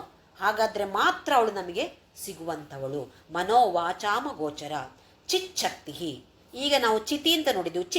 ಚಿತ್ ಅಂತ ಹೇಳಿದರೆ ಆ ಆತ್ಮ, ಅದರ ಶಕ್ತಿ ಅವಳೇ ಚಿಚ್ಚಕ್ತಿ. ಚೇತನಾ ರೂಪ, ನಮ್ಮಲ್ಲಿರುವಂತಹ ಚೇತನ. ಇದು ಯಾರು? ಚೇತನ ರೂಪದಲ್ಲಿ ಇರುವಂಥವಳು ಅವಳೇ. ಜಡಶಕ್ತಿ, ಜಡ. ನಿಜವಾಗಿ ನೋಡಿದ್ರು ನಮ್ಮ ದೇಹವೂ ಜಡ. ಆ ಆತ್ಮ ಇರುವ ಕಾರಣ ಇದು ಕೆಲಸ ಮಾಡ್ತಾ ಇದೆ. ನಮಗೇನೋ ನಾನು ಕೆಲಸ ಮಾಡ್ತಾ ಇದ್ದೇನೆ, ನಾನು ಮಾತಾಡ್ತೇನೆ, ನಾನು ಮಾಡಿದೆ ಅಂತೆಲ್ಲ ಹೇಳ್ತೀವಿ ಅಲ್ವೇ? ನಾನು ಅಂತೇಳಿ ವಿಪರೀತವಾಗಿ ತುಂಬಿಕೊಂಡಿದ್ದೇವೆ. ನಿಜವಾಗಿ ನೋಡಿದರೆ ಇದೊಂದು ಜಡ, ಇದು ಪ್ರಕೃತಿ. ಪಂಚಭೂತಗಳು ಎಲ್ಲವೂ ಜಡ. ಆತ್ಮ ಇದ್ದರೆ ಮಾತ್ರ ಅದು ಕೆಲಸ ಮಾಡುವಂಥದ್ದು. ಈಗ ಒಂದು ಉದಾಹರಣೆಗೆ ತಗೊಳ್ಬೋದು. ನಮಗೆ ಒಂದು ಕಲ್ಲು ತಗೊಂಡ್ರೆ ಅದರಲ್ಲಿ ಶಕ್ತಿ ಇಲ್ವೇ? ಕಲ್ಲನ್ನು ತೆಗೆದು ತಲೆಗೆ ಹೊಡೆದು ನೋಡಿ, ಶಕ್ತಿ ಇದೆ ಅಂತ ಗೊತ್ತಾಗತ್ತೆ, ನೋವಾಗತ್ತೆ. ಹಾಗಾದರೆ ಅದರಲ್ಲಿ ಶಕ್ತಿ ಇದೆ. ಒಂದು ಜಡದಲ್ಲಿ ಕೂಡ ಶಕ್ತಿ ಇದೆ ಅಂತ ಹೇಳಿದರೆ ಅದು ಅವಳೇ ಜಡಶಕ್ತಿ. ಹಾಗೆಯೇ ಜಡಾತ್ಮಿಕ, ಜಡ ವಸ್ತುವಲ್ಲಿರುವಂತಹ ಆತ್ಮ ರೂಪದಲ್ಲಿರುವಂಥವಳು ಅವಳೇ. ನರಸಿಂಹಾವತಾರ. ಹಿರಣ್ಯಕಶಿಪು ಪ್ರಹ್ಲಾದನಲ್ಲಿ ಕೇಳ್ತಾನೆ, ಇಲ್ಲಿದ್ದಾನ ನಿನ್ನ ವಿಷ್ಣು? ಇಲ್ಲಿದ್ದಾನ? ಹೌದು. ಈ ಕಂಬದಲ್ಲಿದ್ದಾನ? ಹೌದು, ಈ ಕಂಬದಲ್ಲಿಯೂ ಇದ್ದಾನೆ ಅಂತ ಪ್ರಹ್ಲಾದ ಹೇಳಿದಾಗ ಕಂಬವನ್ನು ಒಡೆದು ಅದಕ್ಕೆ ಹೊಡೆದಾಗ ಅದನ್ನು ಒಡೆದು ಬರುವಂಥದ್ದು ಯಾರು? ನರಸಿಂಹಾವತಾರ. ಆ ಕಂಬದಲ್ಲಿ ಎಲ್ಲಿತ್ತು ಶಕ್ತಿ? ಇದೇ ಆತ್ಮ ರೂಪದಲ್ಲಿ ಅವಳು ಅಲ್ಲಿದ್ಲು. ನರಸಿಂಹಾವತಾರವಾಗಿ ಹೊರಗಡೆ ಬಂದು ಹಿರಣ್ಯಕಶಿಪಿನ ವಧೆಯನ್ನು ಮಾಡಿದಂಥವಳು. ಅಷ್ಟು ನೋಡೋದು ಯಾಕೆ ನಾವು? ಹೇಗೆ ಒಂದು ಜಡಾತ್ಮಿಕ ಅಂತ ಹೇಳಿದರೆ, ಜನವರಿಯಲ್ಲಿ ಅಯೋಧ್ಯೆಯಲ್ಲಿ ರಾಮ ಪ್ರತಿಷ್ಠೆ ಆದದ್ದನ್ನು ಎಲ್ಲರೂ ಅಲ್ಲಿ ಹೋಗಿ ನೋಡದೇ ಇದ್ದರೂ ಟಿ ವಿಯಲ್ಲಿ ನಾವೆಲ್ಲರೂ ವೀಕ್ಷಣೆಯನ್ನು ಮಾಡಿದ್ದೇವೆ. ಆ ರಾಮನ ಮೂರ್ತಿಯನ್ನು ನಮಗೆ ತೋರಿಸಿದಾಗ ಸಾಧಾರಣವಾಗಿ ಸ್ವಲ್ಪವಾದರೂ ಸನಾತನ ಧರ್ಮದ ಮೇಲೆ ಪ್ರೀತಿ ಭಕ್ತಿ ಇದ್ದವರಿಗೆ ಕಣ್ಣಲ್ಲಿ ನೀರು ಬರದೇ ಇಲ್ಲ ಆ ದಿನ. ಆ ಬಾಲರಾಮನ ಮೂರ್ತಿಯನ್ನು ನೋಡಿದಾಗ ಅದು ಒಂದು ಮೂರ್ತಿ ಅಂತ ಅನಿಸುತ್ತಾ? ಅದೊಂದು ಕಲ್ಲು ಅಂತ ಅನಿಸುತ್ತಾ ಯಾರಿಗಾದರೂ? ಯಾವ ಥರದ ಒಂದು ಭಾವನೆ ಎಲ್ಲರ ಮೈ ಜುಮ್ಮನ್ ಆಗಿದ್ದಾಗ. ಮೊದಲನೇ ಬಾರಿಗೆ ಆ ಮೂರ್ತಿಯನ್ನು ತೋರಿಸಿದಾಗ, ಬಾಲರಾಮನ ಮೂರ್ತಿಯನ್ನು ತೋರಿಸಿದಾಗ ಆ ಕಣ್ಣು ಹೇಗಿತ್ತು? ಕಣ್ಣು ಅಲ್ವೇ? ಇದು ಎಲ್ಲರಿಗೂ ಅನುಭವಕ್ಕೆ ಬಂದಿರುವಂಥದ್ದು. ಅದು ಒಂದು ಜಡ, ಒಂದು ಕಲ್ಲ ಅಲ್ಲ ಇರೋದದು. ಈಗ ನಾವು ಅಯೋಧ್ಯೆಗೆ ಹೋಗಿ ನೋಡ್ಬೋದು, ಆದರೆ ಆ ಒಂದು ಕ್ಷಣ ನೋಡಿದಾಗ ಹೇಗಾಗಿತ್ತು, ಎಲ್ಲರ ಮೈ ರೋಮಾಂಚನವಾಗಿತ್ತು. ಇದು ಜಡಾತ್ಮಿಕ, ಜಡ ಒಂದು ಕಲ್ಲಿನಲ್ಲಿ ಕೂಡ ಇರುವಂಥವಳು, ಆತ್ಮರೂಪದಲ್ಲಿ ಇರುವಂಥವಳು ಇವಳೇ. ಅದು ಬೇರೆ ಬೇರೆ ಲೆವೆಲಲ್ಲಿ ಇರ್ಬೋದು, ಒಂದು ಕಲ್ಲಿನಲ್ಲಿಯೂ ಇದ್ದಾಳೆ. ನದಿಯಲ್ಲಿ, ಪರ್ವತದಲ್ಲಿ, ಗಿಡದಲ್ಲಿ, ಪ್ರಾಣಿಗಳಲ್ಲಿ, ಮನುಷ್ಯರಲ್ಲಿ, ಎಲ್ಲರಲ್ಲಿಯೂ ಅವಳು ಇದ್ದಾಳೆ, ಜಡಾತ್ಮಿಕ. ಗಾಯತ್ರಿ, ಗಾಯತ್ರಿ ದೇವತೆ, ಗಾಯತ್ರಿ ಮಂತ್ರ ದೇವತೆ. ಅದನ್ನು ಪಠಣೆ ಮಾಡಿದಾಗ ನಮ್ಮ ರಕ್ಷಣೆಯನ್ನು ಮಾಡುವಂಥವಳು ಇವಳು ಗಾಯತ್ರಿ. ಅದು ಕೂಡ ನಮ್ಮ ಜಗನ್ಮಾತೆಯೇ. ವ್ಯಾಹೃತಿ, ಎಲ್ಲ ಕಡೆ ವ್ಯಾಪಿಸುವಂತಹ ಶಕ್ತಿ ಇರುವಂಥವಳು. ವ್ಯಾಪಿನಿ ಅಂತ ನೋಡಿದೆವು, ಹಾಗೆ ಇಲ್ಲಿ ವ್ಯಾಹೃತಿ. ಎಲ್ಲ ಕಡೆ ಅಂದರೆ ಎಲ್ಲಿ? 14 ಲೋಕಗಳಿವೆ. ಓಂ ಭೂಹು, ಓಂ ಭುವಃ, ಓಂ ಸುವಃ. ಯಾರಾದರೂ ಬ್ರಹ್ಮಚಾರಿಗಳು ಸಂಧ್ಯಾ ವಂದನೆಯನ್ನು ಮಾಡ್ತಾ ಇದ್ದರೆ ಹೋಗಿ ಗಮನಿಸಿದ್ರೆ ಗೊತ್ತಾಗತ್ತೆ. ನೆಲ ಮುಟ್ಟಿ ಓಂ ಭೂಹು, ಓಂ ಭುವಃ, ಓಂ ಸುವಃ, ಓಂ ಜನಃ, ಓಂ ಮಹಃ ಇದೆಲ್ಲ ಹೇಳ್ತಾ ಹೋಗ್ತಾರೆ. ಏನಿದ್ರ ಅರ್ಥ? ಬೇರೆ ಬೇರೆ ಲೋಕಗಳು, ಎಲ್ಲ ಲೋಕಗಳ ಹೆಸರನ್ನು ಹೇಳ್ತಾ ಇರೋದಲ್ಲಿ ಅವರು. ಎಲ್ಲ ಲೋಕಗಳಲ್ಲಿಯೂ ವ್ಯಾಪಕವಾಗಿರುವಂಥವಳು ಇದಕ್ಕೆ ಈ ಭುವ, ಭೂಹು, ಭುವ, ಸುವ ಇದೆಲ್ಲ ವ್ಯಾಹೃತಿ ಅಂತ ಹೆಸರು. ಸಂಧ್ಯಾ, ಸಂಧ್ಯಾ ಅಂತೇಳಿ ನಮಗೆ ಗೊತ್ತಿರುವ ಪ್ರಕಾರ ಸಂಜೆ. ಅದು ಒಂದೇ ಅಲ್ಲ, ಅದು ಕೂಡ ಸಂಜೆ. 2 ಕಾಲಗಳು ಸಂಧಿಸುವಂತಹ ತಾಣ, ಸಂಧಿಸುವಂತಹ ಸಮಯ. ಬೆಳಿಗ್ಗೆ, ಇದು ಕೂಡ ಉಷ ಸಂಧ್ಯಾ, ಪ್ರಾತಃ ಸಂಧ್ಯಾ. ಬೆಳಿಗ್ಗೆ ಮತ್ತು ರಾತ್ರಿ, ರಾತ್ರಿ ಹರಿದು ಬೆಳಿಗ್ಗೆ ಆಗುವಂಥದ್ದು, ಆ ಸಮಯಕ್ಕೆ ಪ್ರಾತಃ ಸಂಧ್ಯಾ ಅಂತ ಹೆಸರು. ಬೆಳಿಗ್ಗೆ ಆಗಿ ಮಧ್ಯಾಹ್ನ ಕಾಲ, ಮಧ್ಯಾಹ್ನಿಕ ಸಂಧ್ಯಾ. ಆಮೇಲೆ ಮಧ್ಯಾಹ್ನ ಕಳೆದು ರಾತ್ರಿ, ಅದು ಒಂದು ಸಂಧ್ಯಾ, ಸಾಯಂ ಸಂಧ್ಯಾ. 2 ಕಾಲಗಳು ಸಂಧಿಸುವಂತಹ ಸಮಯಕ್ಕೆ ಹೆಸರು ಸಂಧ್ಯಾ. ಈ ಕಾಲದಲ್ಲಿ ಇರುವಂಥವಳು ಅವಳೇ. ಇನ್ನೊಂದು ಅರ್ಥ ಸಂಧ್ಯಾ ಅಂತ ಹೇಳಿದರೆ ಆಜ್ಞಾಚಕ್ರಕ್ಕೆ ಸಂಧ್ಯಾ ಅಂತ ಹೆಸರಿದೆ. ನಮ್ಮಲ್ಲಿ 3 ಥರದ ಬೇರೆ ಬೇರೆ ಥರದ ನಾಡಿಗಳು, 72,000 ನಾಡಿಗಳಿವೆ. ಅದರಲ್ಲಿ 3 ಪ್ರಮುಖವಾದ ನಾಡಿಗಳು ಇಡ, ಪಿಂಗಳ, ಸುಷುಮ್ನ. ಇದು ಕೂಡ ಆಮೇಲೆ ಬರುತ್ತೆ, ಅದನ್ನು ಅವಾಗ ನೋಡೋಣ. ಇಡ, ಪಿಂಗಳ, ಸುಷುಮ್ನ ಇದು 3 ಕೂಡ ಸೇರುವಂತಹ ಜಾಗ ಆಜ್ಞಾಚಕ್ರ, ಸಂಧಿಸುವಂತಹ ತಾಣ ಆಜ್ಞಾಚಕ್ರ. ಇದಕ್ಕೂ ಸಂಧ್ಯಾ ಅಂತ ಹೆಸರು. ಇದು ಕೂಡ ಅವಳೇ. ಇನ್ನೊಂದು ಅರ್ಥ, ದ್ವೈತವನ್ನು ಹೊಡೆದೋಡಿಸುವಂಥದ್ದು ಸಂಧ್ಯಾ. ದ್ವೈತ ಅಂತ ಹೇಳಿದರೆ 2, ಅದ್ವೈತ ಅಂತ ಹೇಳಿದರೆ 2 ಇಲ್ಲದೆ ಒಂದೇ ಆಗುವಂಥದ್ದು. ದ್ವೈತ ಅಂತ ಹೇಳಿದರೆ ನೀನು ಬೇರೆ ನಾನು ಬೇರೆ. ಇದನ್ನು ಹೊಡೆದೋಡಿಸಿ ಅದ್ವೈತವನ್ನು, ಅದ್ವೈತ ಭಾವನೆಯನ್ನು ನಮ್ಮಲ್ಲಿ ಸೃಷ್ಟಿ ಮಾಡುವಂಥದ್ದಕ್ಕೆ ಹೆಸರು ಸಂಧ್ಯಾ. ಇದು ಜಗನ್ಮಾತೆಯೇ, ಅದು ಸಂಧ್ಯಾ. ದ್ವಿಜ ಬೃಂದ ನಿಷೇವಿತ. ದ್ವಿಜ, ದ್ವಿಜ ಅಂದರೆ ಯಾರು? ದ್ವಿಜನ್ಮ, 2 ಜನ್ಮವನ್ನು ಪಡೆದಂಥವರು ದ್ವಿಜ. ಅಂದರೆ ಗಾಯತ್ರಿ ಮಂತ್ರದ ಉಪದೇಶವನ್ನು, ಉಪನಯನ ಅಂತ ಹೇಳ್ತೀವಿ ನೋಡಿ, ಉಪದೇಶವನ್ನು ಪಡೆದುಕೊಂತಹ ವ್ಯಕ್ತಿಗೆ ಹೆಸರು ದ್ವಿಜ, 2ನೇ ಜನ್ಮ. ಉಪನಯನ, 2 ಕಣ್ಣುಗಳು ಸಾಲದ? 3 ಕಣ್ಣು ಬೇಕಾ ನಮಗೆ? ಉಪನಯನ, ಹತ್ತಿರ ಇರುವಂಥದ್ದು. ಉಪ ಅಂತ ಹೇಳಿದರೆ ಹತ್ತಿರ, ಹತ್ತಿರ ಇರುವಂತಹ ಕಣ್ಣು. ಯಾವರ ಹತ್ರ? ನಮ್ಮ ಕುಟುಂಬದ ಹತ್ರ ಅಲ್ಲ, ಪರಬ್ರಹ್ಮನ ಹತ್ತಿರ ಇರುವಂತಹ ಕಣ್ಣು, ಪರಬ್ರಹ್ಮನನ್ನ ಹತ್ತಿರದಿಂದ ನೋಡುವಂತಹ ಕಣ್ಣು. ಈ ಹೊರಗಿನ ಕಣ್ಣಲ್ಲ, ಒಳಗಿನ ಕಣ್ಣು, ಅಂತರ್ದೃಷ್ಟಿ. ಅದು ಉಪನಯನ. ಯಾರಿಗೆ ಈ ನಯನ ಸಿಕ್ಕಿದೆಯೋ ಅವರಿಗೆ ಹೆಸರು ದ್ವಿಜ. ದ್ವಿಜ ಬೃಂದ ವೃಂದ ಅಂತ ಹೇಳಿದ್ರೆ ಒಂದು ಗ್ರೂಪ್, ಎಲ್ಲರೂ ಒಟ್ಟು ಸೇರಿ ಮಾಡಿರುವಂತಹ ಒಂದು ಗುಂಪು. ಯಾರ ಗುಂಪು ಇದು? ಈ ದ್ವಿಜ ಅಂತ ಹೇಳುವವರ ಗುಂಪು. ಅವರು ಎಲ್ಲರೂ ಕೂಡ ಅವಳನ್ನು ಸೇವೆ ಮಾಡ್ತಿದ್ದಾರೆ. ದ್ವಿಜ ಬೃಂದ ನಿಷೇವಿತ. ಯಾರಿಗೆಲ್ಲ ಉಪನಯನ ಆಗಿದೆ ಅಂತ ಹೇಳಿದ್ರೆ ಈ ಜಾತಿ ಪ್ರಕಾರ ಉಪನಯನ ಅಂತ ಅಂದ್ಕೊಳ್ಬಾರ್ದು. ನಮಗೆಲ್ಲರಿಗೂ ಕೂಡ ಉಪನಯನ ಆಗತ್ತೆ. ಯಾವಾಗ? ಒಂದು ಮಂತ್ರವನ್ನು ದೀಕ್ಷೆ ಸಮೇತ ನಾವು ತೆಗೆದುಕೊಂಡಾಗ ನಮಗೂ ಒಂದು ಅಂತರ್ದೃಷ್ಟಿ ಸೃಷ್ಟಿ ಆಗತ್ತೆ. ನಾವು ಕೂಡ ಜನಿವಾರ ಹಾಕ್ಕೊಳ್ಬೇಕಾ? ಹಾಗಾದರೆ ಮಾತ್ರ ದ್ವಿಜವಾ? ಹಾಗಾದರೆ ಮಾತ್ರ ಬ್ರಾಹ್ಮಣನೋ? ಇದು ಜಾತಿ, ಹುಟ್ಟಿನ ಜಾತಿಯಿಂದ ಆಗುವಂತಹ ಬ್ರಾಹ್ಮಣನ ಬಗ್ಗೆ ಅಲ್ಲ. ನಮ್ಮ ಕರ್ಮ, ನಮ್ಮ ಗುಣಗಳಿಂದ ನಾವು ಆಗುವಂತಹ ಜಾತಿ. ಬ್ರಾಹ್ಮಣ ಅಂತ ಹೇಳಿದ್ರೆ ಬ್ರಹ್ಮನ ಬಗ್ಗೆ ತಿಳಿದುಕೊಳ್ಳುವಂತಹ ಆಸಕ್ತಿ ಇರುವಂತಹ ವ್ಯಕ್ತಿ. ಇಲ್ಲಿ ದ್ವಿಜ ಅಂತ ಹೇಳಿದ್ರೆ ಅದರಿಂದ ಒಂದು ಹಿಂದಿನ ಸ್ಥಿತಿ ಅಂತ ಹೇಳ್ಬೋದು. ಇವಾಗ ತಾನೇ ಆಸಕ್ತಿ ಹುಟ್ಟುತ್ತಾ ಇದೆ. ಹಾಗಾದರೆ ನಾವೆಲ್ಲರೂ ದ್ವಿಜರೇ. ನಮಗೆಲ್ಲರಿಗೂ ಇವಳು ಯಾರು? ಲಲಿತಾ ಪರಮೇಶ್ವರಿ ಅಂದರೆ ಏನು? ಪರಬ್ರಹ್ಮ ಅಂದರೆ ಏನು? ಆತ್ಮ ಅಂದರೆ ಏನು? ನಾನು ಯಾರು? ಎಲ್ಲಿಂದ ಬಂದೆ? ಎಲ್ಲಿಗೆ ಹೋಗ್ತಾ ಇದ್ದೇನೆ? ಯಾತಕ್ಕಾಗಿ ಬಂದೆ?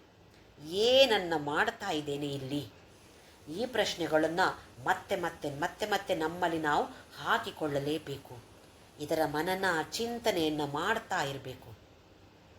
ಅದರ ಜೊತೆ ನಾಮಸ್ಮರಣೆಯನ್ನಂತೂ ಖಂಡಿತವಾಗಿಯೂ ತಪ್ಪಿಸಲೇಬಾರ್ದು.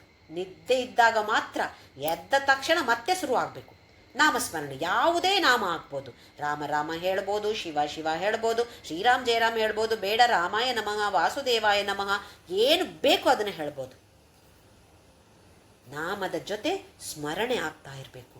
ಇದನ್ನು ಮಾಡ್ತಾ ಮಾಡ್ತಾ ಖಂಡಿತವಾಗಿಯೂ ಒಂದು ದಿನ ನಾವೆಲ್ಲರೂ ಕೂಡ ಆ ಪರಬ್ರಹ್ಮನ ಜೊತೆ ಲೀನವಾಗುವುದರಲ್ಲಿ ಸಂಶಯವೇ ಇಲ್ಲ. ಓಂ ಶ್ರೀರಾಮ್ ಜಯ ರಾಮ್ ಜಯ ಜಯ ರಾಮ್. ಓಂ ಶ್ರೀರಾಮ್ ಜಯ ರಾಮ್ ಜಯ ಜಯ ರಾಮ್. ಓಂ ಶ್ರೀರಾಮ್ ಜಯ ರಾಮ್ ಜಯ ಜಯ ರಾಮ್. ಓಂ ಶ್ರೀರಾಮ್ ಜಯ ರಾಮ್ ಜಯ ಜಯ ರಾಮ್. ಓಂ ಶ್ರೀರಾಮ್ ಜಯ ರಾಮ್ ಜಯ ಜಯ ರಾಮ್. ಓಂ ಶ್ರೀರಾಮ್ ಜಯ ರಾಮ್ ಜಯ ಜಯ ರಾಮ್. ಓಂ ಶ್ರೀರಾಮ್ ಜಯ ರಾಮ್ ಜಯ ಜಯ ರಾಮ್. ಓಂ ಶ್ರೀರಾಮ್ ಜಯ ರಾಮ್ ಜಯ ಜಯ ರಾಮ್. ಓಂ ಶ್ರೀರಾಮ್ ಜಯ ರಾಮ್ ಜಯ ಜಯ ರಾಮ್. ಓಂ ಶ್ರೀರಾಮ್ ಜಯ ರಾಮ್ ಜಯ ಜಯ ರಾಮ್. ಓಂ ಶ್ರೀರಾಮ್ ಜಯ ರಾಮ್ ಜಯ ಜಯ ರಾಮ್. ಓಂ ಶ್ರೀರಾಮ್ ಜಯ ರಾಮ್ ಜಯ ಜಯ ರಾಮ್. ಓಂ ಅಸತೋ ಮಾ ಸದ್ಗಮಯ ತಮಸೋ ಮಾ ಜ್ಯೋತಿರ್ಗಮಯ ಮೃತ್ಯೋರ್ಮಾ ಅಮೃತಂ ಗಮಯ. ಓಂ ಶಾಂತಿ ಶಾಂತಿ ಶಾಂತಿ. ಲೋಕಾ ಸಮಸ್ತಾ ಸುಖಿನೋ ಭವಂತು. ಲೋಕಾ ಸಮಸ್ತಾ ಸುಖಿನೋ ಭವಂತು. ಲೋಕಾ ಸಮಸ್ತಾ ಸುಖಿನೋ ಭವಂತು.